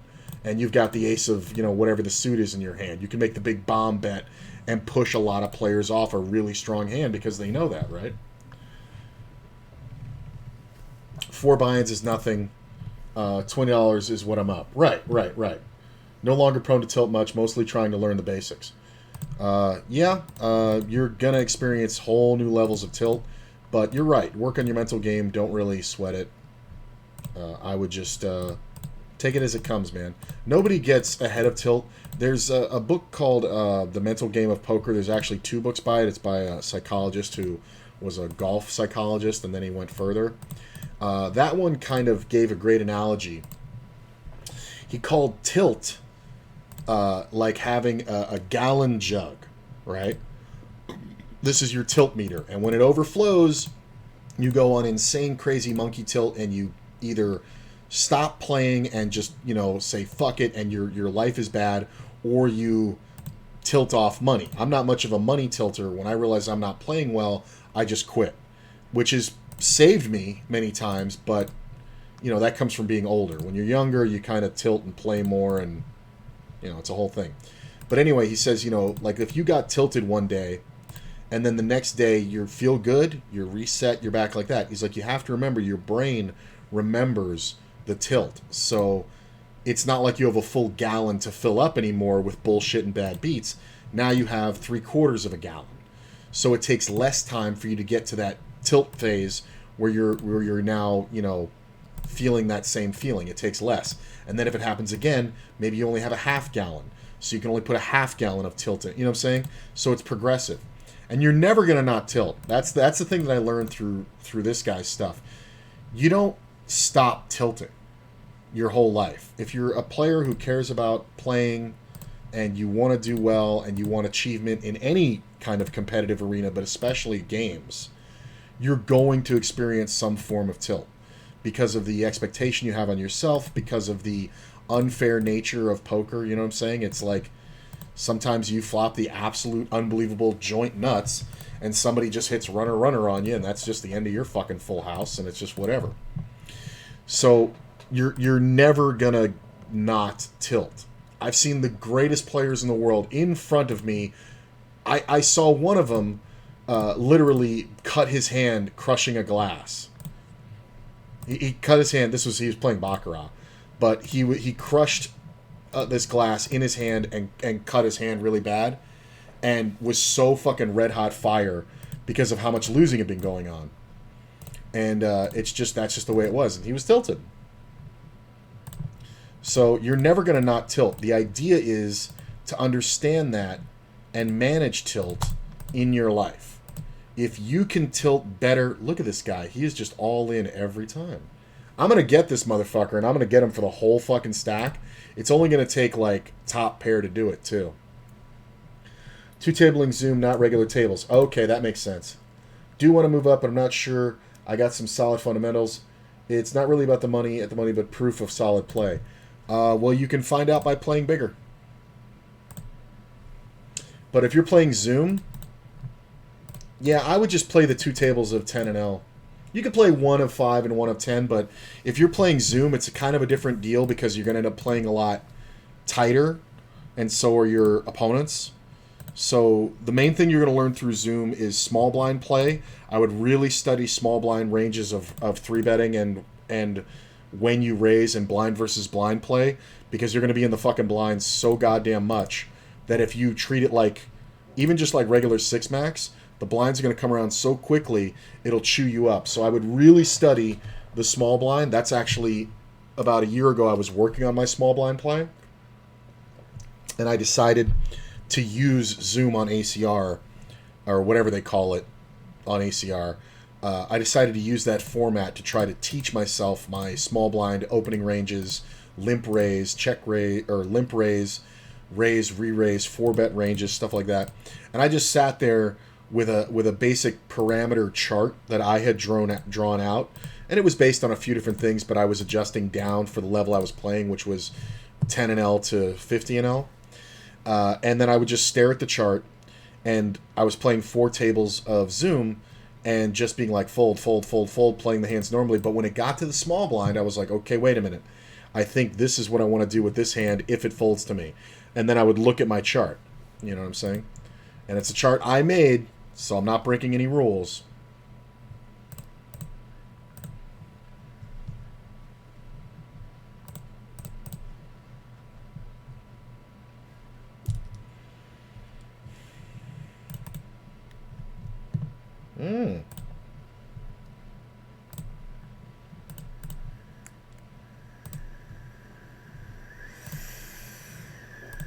That's such a small bet. I'm going to raise it because sometimes he's got like ace, king, ace, queen here, and he's not going anywhere. Other times he's just going to fold everything.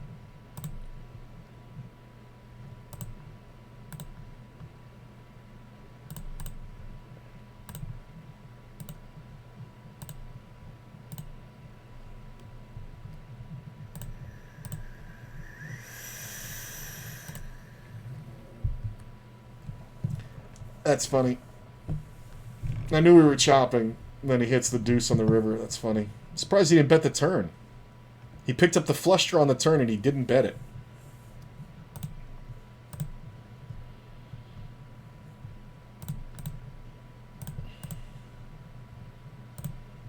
Alright, well this table died. I gotta give that a minute and then get back to it.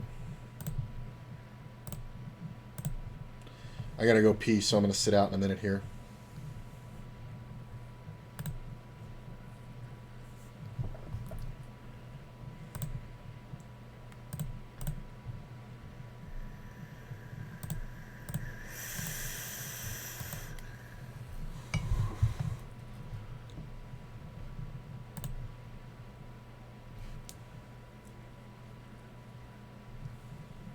What is tilt? Tilt is the, is anger.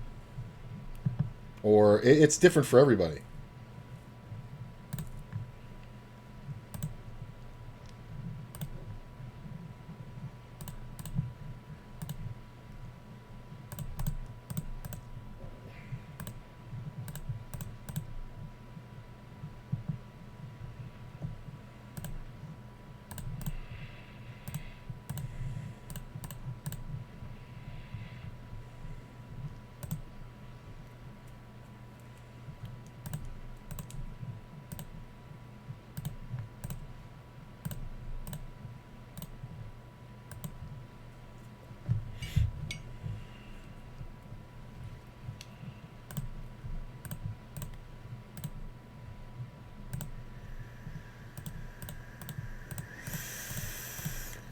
You know what you do? Put a stop loss on yourself. If you're playing Zoom, if you start playing, 10 and L, say I'm not going to lose more than 3 buy-ins or 2 buy-ins or whatever you're comfortable with. And you just kind of keep an eye on it. And it doesn't mean you have to get wiped out on a particular hand. It just means that you realize, oh, I'm down $22. That's my stop loss. And then you just quit. And you just quit for like an hour or two. And just think about your play. You can go through, your HUD and see where you made your mistakes, this, that, and the other. And then you can either go back to the same level, or you can be like, you know what? I need a little pat on the ass. I'm going to go down a level and play a little bit there. And, just do whatever you want. But I wouldn't be so focused on the differences between 5 and 10 and L because they're not that big. You know what I mean? But you have to play through those differences at 10 and L before you can go to 20. Before you can go to 50, before you can go to 100, before you can, all that stuff. I would also suggest getting a pokercoaching.com membership.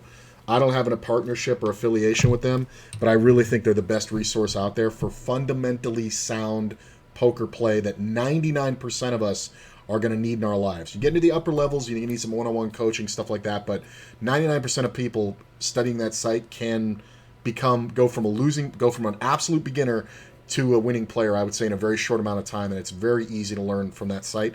And they give you all the tools and all the videos and all the everything. I'll be right back.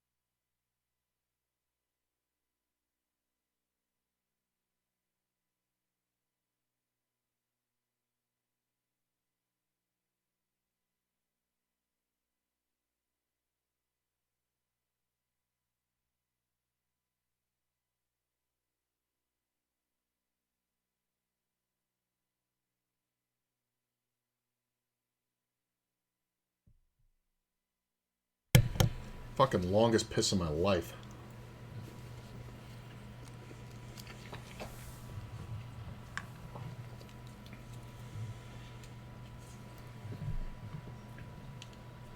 Iggy's great. ACR is great. If you don't play on ACR, use my code.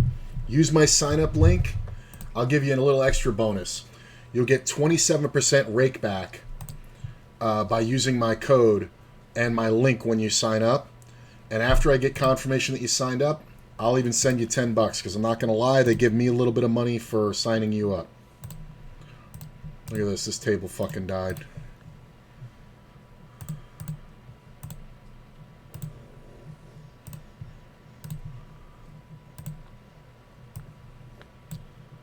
But yeah, if you haven't signed up at ACR yet, sign up through me.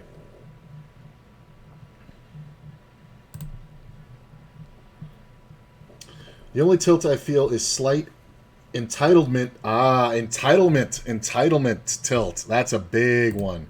That's a big one. During live games, I know I am better and I feel I should win. I don't tilt much on individual hands anymore. Well, it's never individual hands. It's always a compilation of, bad things that happened. If I feel the play was right, I live with it, try not to be results oriented. And that's good, and that's the way you should be. I completely agree, 100%. But what I'll say is, as you get more experienced, tilt is going to be a larger factor in your gameplay, and it's a sign of mental strength, not weakness. Because the more effort you put in, the more you care, the more you win, the more you're going to expect to win. And the more it's going to be hard to take when things just don't go your way. And yeah, I can laugh about a guy, cracking my aces or something like that, and I only really feel bad about the hands that I fuck up. But at the end of the day, sometimes you see how much the balance dropped, and you're like, fuck. You know what I'm saying? Like, it can really hurt you. Like, I haven't played live in a long time. It's been a little over a year. Because the Rona kicked up out here again. And it's just been bad ever since. But the last session that I had, I ended up going top set versus second set. And the guy made quads on me. And we got all the money in on the turn. And he was sitting there and he was thinking about the call when I overbet jammed. And I was trying to think, what's the one thing I could say? And I've used this a few times. And he's sitting there thinking, and he looks at me and he goes, "Do you really have it?" And I go, "I'm just trying to figure out what you have that you're taking this long to call. Like, I really don't know what you could have here that would take you this long to call with." And he goes, "You're right." And he calls me. And I was like, "Yeah, I have top set." And he was like, "Oh, shit." And then he hit the one outer on me on the river. And losing to that douchebag, who was such a douchebag, I even said to him, like, "You're never folding a set of nines on a Jack 9-4, it was like Jack 9-4-8. I was like, "You're never folding a set of nines there." And I told him, like, "You just don't have the fucking ability to ever fold that. And honestly, you probably shouldn't ever fold it." But he was just like, "No," because I'm like, "Have you ever gotten away from a set in your fucking life of nines?" And he's like, "Nines? No." And I'm like, "Then what the fuck took you so long?" I was like, "All you did was waste time." And I got so mad, I was like, "You know what? Fuck this. I'm out." And I just dipped. And it wasn't because of losing the hand. It was because of who I lost it to. Like, it was just such a fucking douchebag who had been getting lucky. And to be fair, I was winning against him. I was winning against him at a normal rate, and everybody else was just getting sucked out on. And then he had the biggest hand where he sucked out against me. So I'm not saying that, you know, I'm not saying it's right, but I definitely felt that tilt. But don't put yourself into an expectation where you only tilt under these circumstances, because believe it or not, it'll come out of nowhere and bite you right in the ass. And then you'll look back, and here's the thing, you want to be able to see that you were affected emotionally, mentally, you know, by the things that happened. When you deny the fact that tilt can affect you, you deny that it had affected you. So, like, looking back, you might go, no, I'm supposed to do that. That's whatever, blah, blah, blah. But if you think about those, sometimes you're going to be like, yeah, that was a mistake. I should have folded that one. You know what I'm saying? Like, you'll come around to it. So don't think tilt is ever a problem you've solved. It's not. It's absolutely not.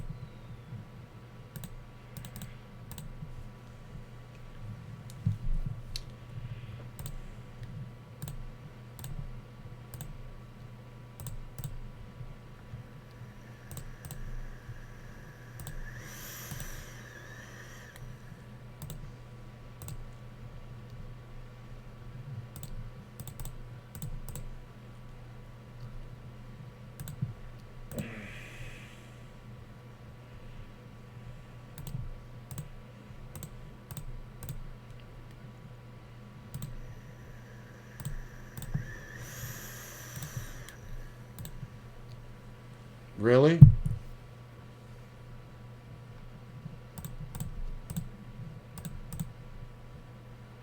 Deuce, 8, king. God damn it. I have to jam on this guy, too, because he does this min-raise shit on the draw.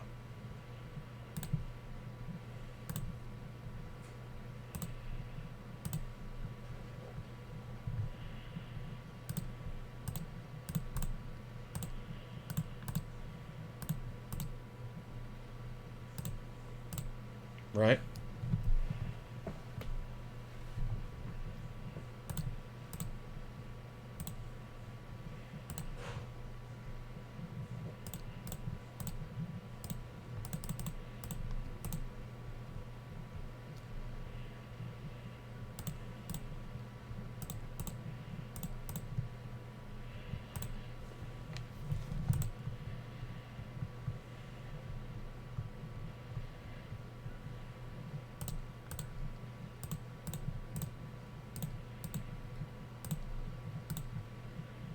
Look at this. I got sets on 3 tables.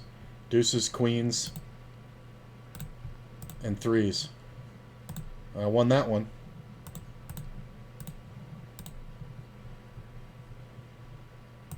Won that one. And I won the other one.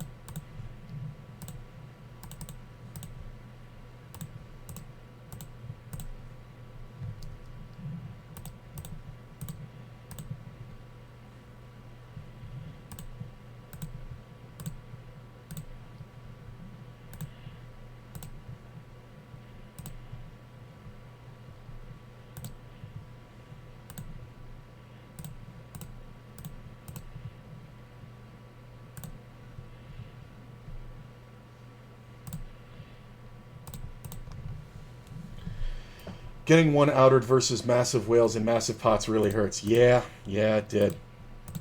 I had bought in that day for $300, and I had to remind myself that's all I was in for, because I had built it up to about 700 and change, and we got it all in. I had him covered by like the change, so that pot would have been $1,400, meaning an $1,100 profit day in about 6 hours playing 1-2 at the South Point.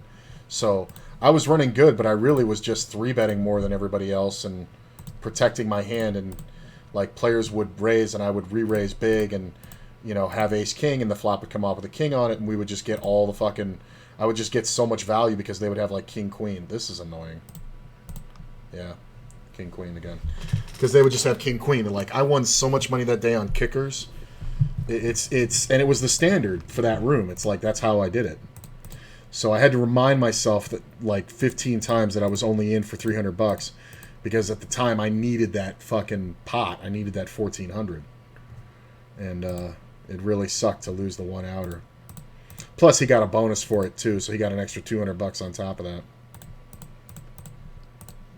So I was just so amazed. I mean, he was just such a douchebag.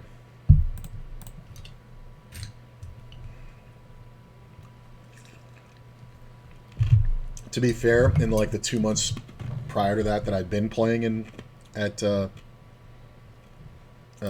Point, I definitely had beaten him out of way more than that. Him personally, he was a regular.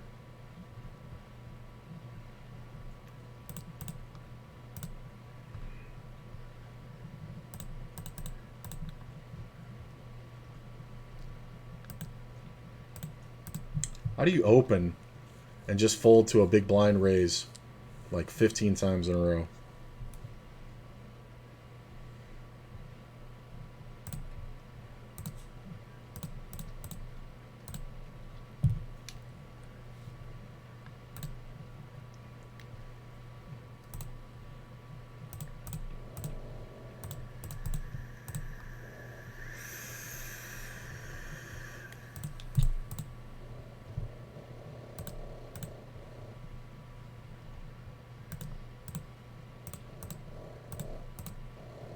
It's funny because that reminded me of a time when a guy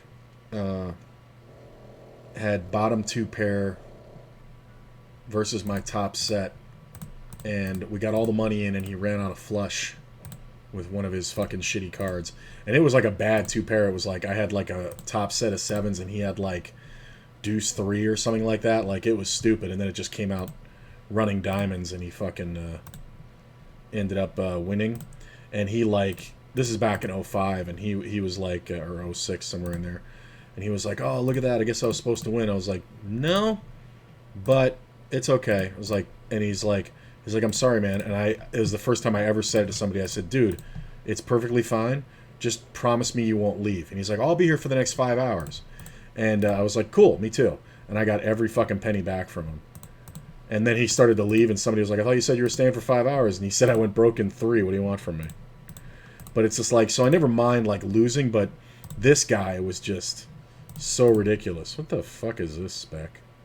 How many times are you going to do this? Problem is, I don't know if he has a better diamond draw.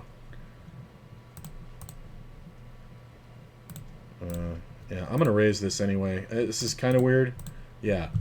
Calls my flop bet and then leads turn. I don't know what the fuck that is. But we're raising because our best chance of getting more money is right there.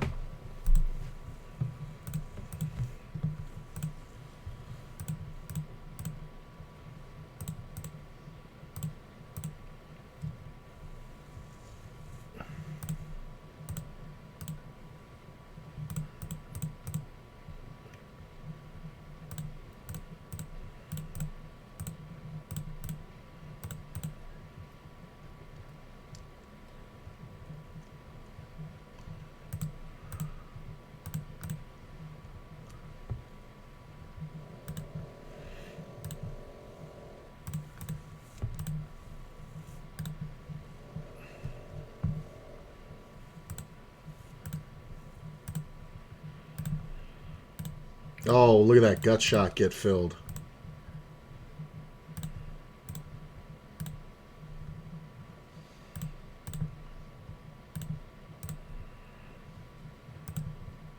I think he rivered a pair.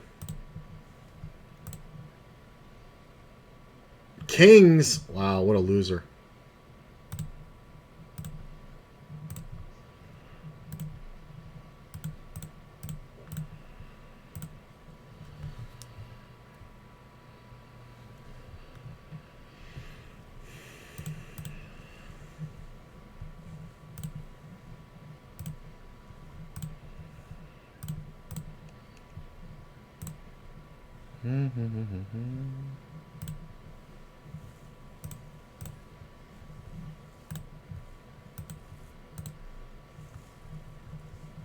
Look at this, open-ended straight flush draw.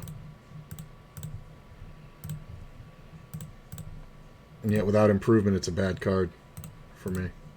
Because I had a real chance of winning on the flop. Or having the best hand on the flop. Not so much now.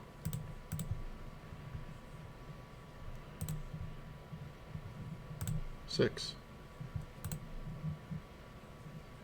I'm going to bet this one for value here. I would check this a lot. I like that 4. Yeah. God, that deuce on the river. Ugh. That sucks. Check.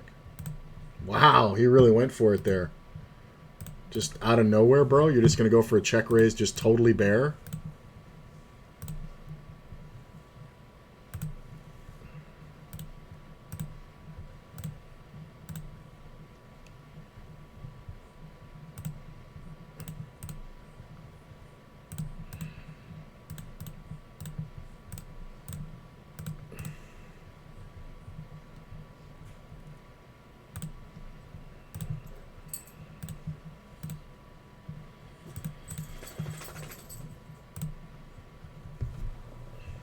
Hey, Sarge.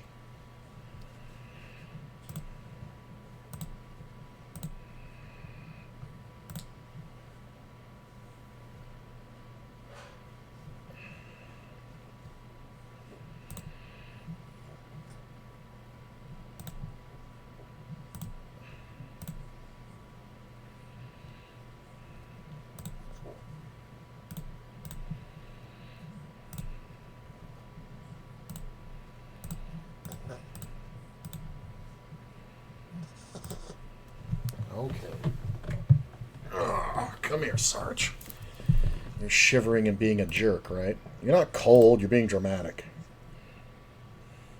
Fucking drama queen. You're a good boy, though. Why are you so shivery? You're not cold, you're fucking warm. Oh my god. He does this when he's nervous. There you go. Now you're calming down. He doesn't like when Courtney's gone for too long. No. The shaky puppy. He's so shaky. See, but if I don't talk, you don't shake, do you? Yeah, this is just a simple... Looks like I'm trapping the queen. You know, puppy. See, every time I engage with you, you start shaking. Yes, we know. You're a very sweet boy. But you're a drama queen.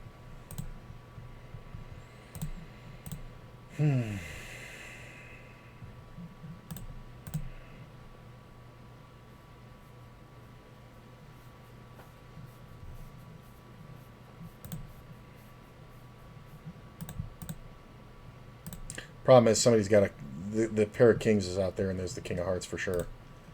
I'm going to go ahead and bet. Nice. See, there's the raise.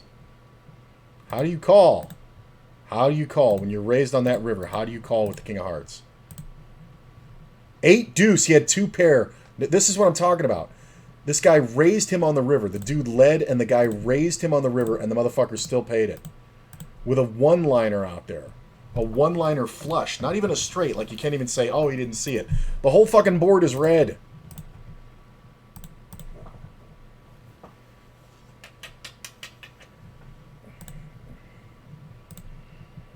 Just pay off wizard.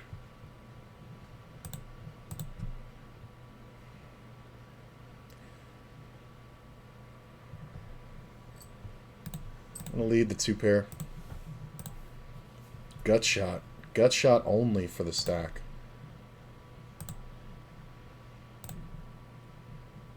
I'm going to bet.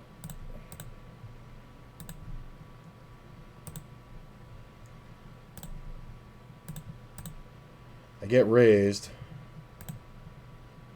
by Captain Creative over here. I think he's going to have more flushes than straights, believe it or not. Yep.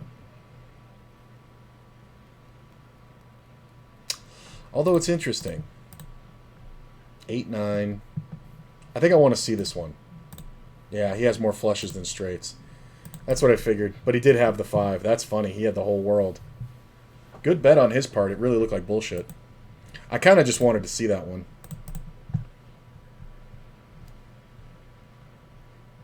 I gotta eat, man.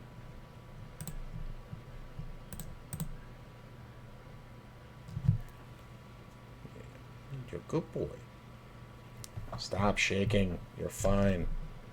Every time I engage with him. Every time I talk to you, you're fucking shaking. You're fucking fine.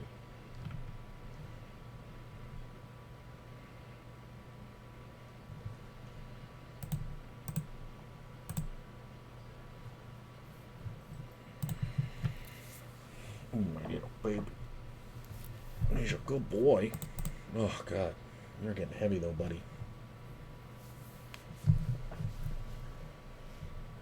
There we go.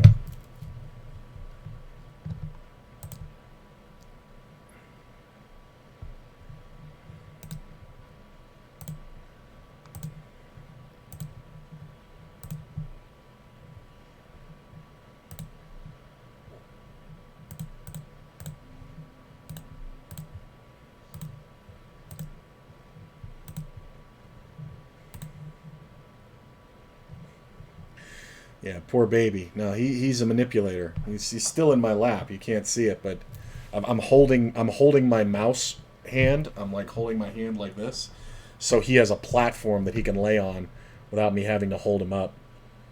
He just totally does this when Courtney's not around. Not so much when I'm not around. He kind of is very much the mama's boy.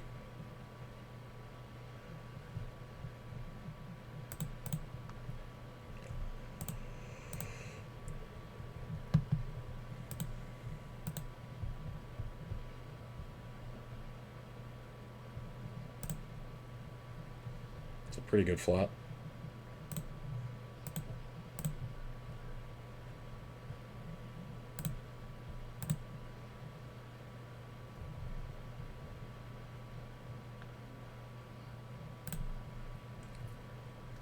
Man, that 10 is kind of rough.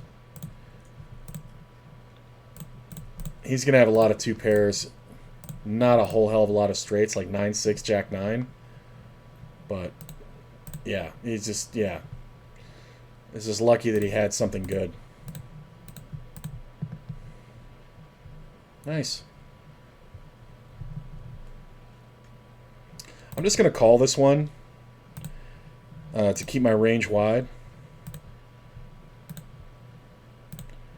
I'm a bet turn and river.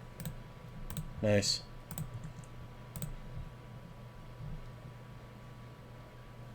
You're going to have to get down soon, buddy.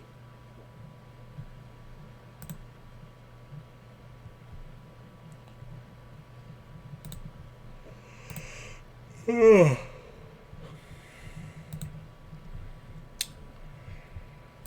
right, down time. Down. Good boy. Go cuddle up on the bed. Boop, boop, boop, boop, boop.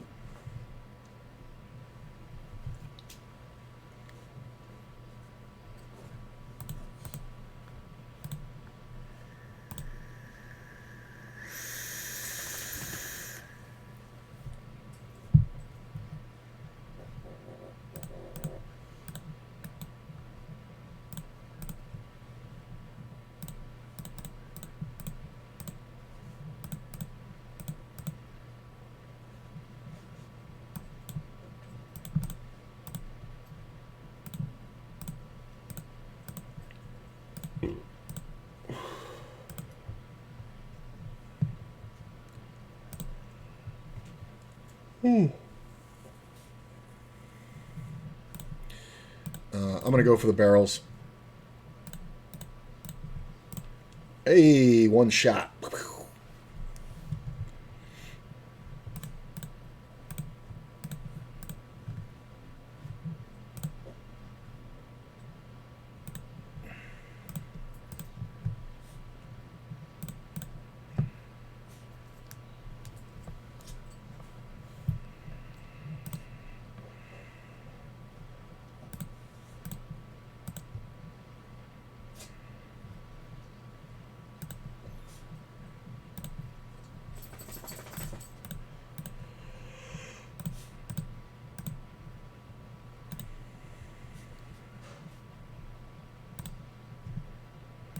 Yeah, I'm losing focus. I need to eat. And I'm not getting much action, so the tables probably need a reset. So I think I'm going to play out the free ones and then send you guys off to a host. I don't think I'm up very much. But I'm definitely hungry and a little tired.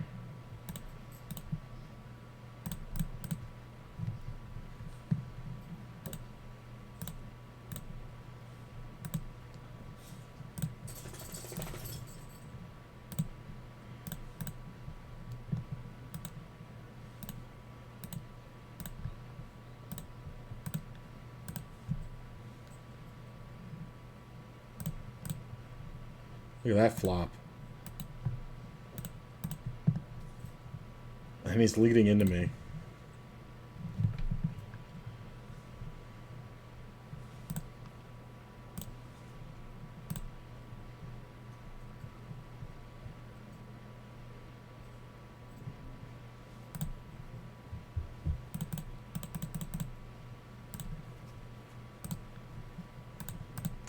Killed my action. I don't know if he ever has much, but it killed my action. I don't think I get more by raising the turn.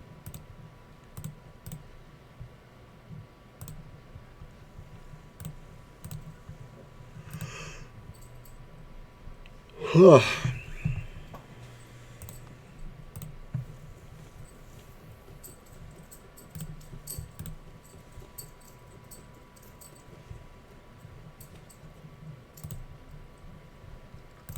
Dun, dun, dun, dun, dun.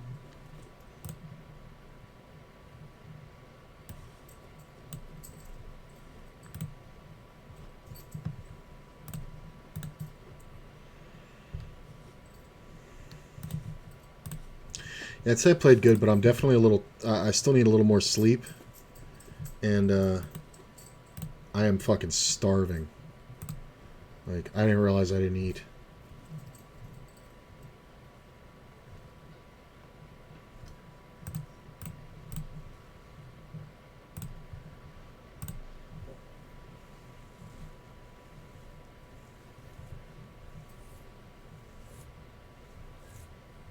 Ba, ba, ba, ba, ba, ba, ba, ba.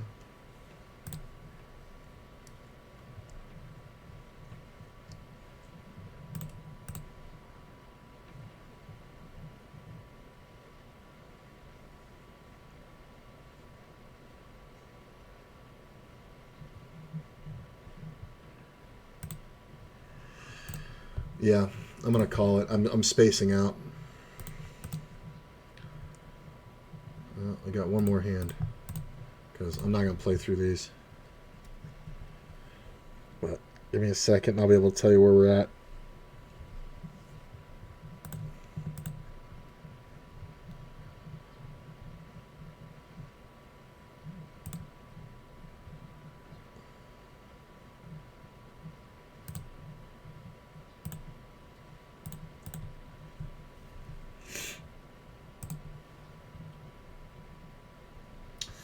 And on a win and a double. All right, let's see where we ended up. God damn it, fucking lobby. 1035. So what is that? We're up $28, so almost 3 buy-ins. Not bad. Could have definitely been better. I'm glad I didn't play 50-L because I obviously am impaired. Low blood sugar. Ugh, and I need some sleep. So I'm going to take a nap, and I might be back later. I might not. I do have plans for later tonight. But yeah, we'll see. Tomorrow, I'm not really sure what I'm doing. I kind of want to just build the bankroll for a while, going through, 10, 20, and 50-L until I get to like 2K, and then start integrating more tournaments again. Just because I'm just feeling so good about cash right now and so focused on it that I kind of don't want to split my focus. So I don't know though, but I may just play whatever because that's kind of what I do. But I'll probably see you guys later. If not, I will see you tomorrow. It's Sunday, so lots of fun stuff there. And yeah, I'll send you off to a host, so stick around for that.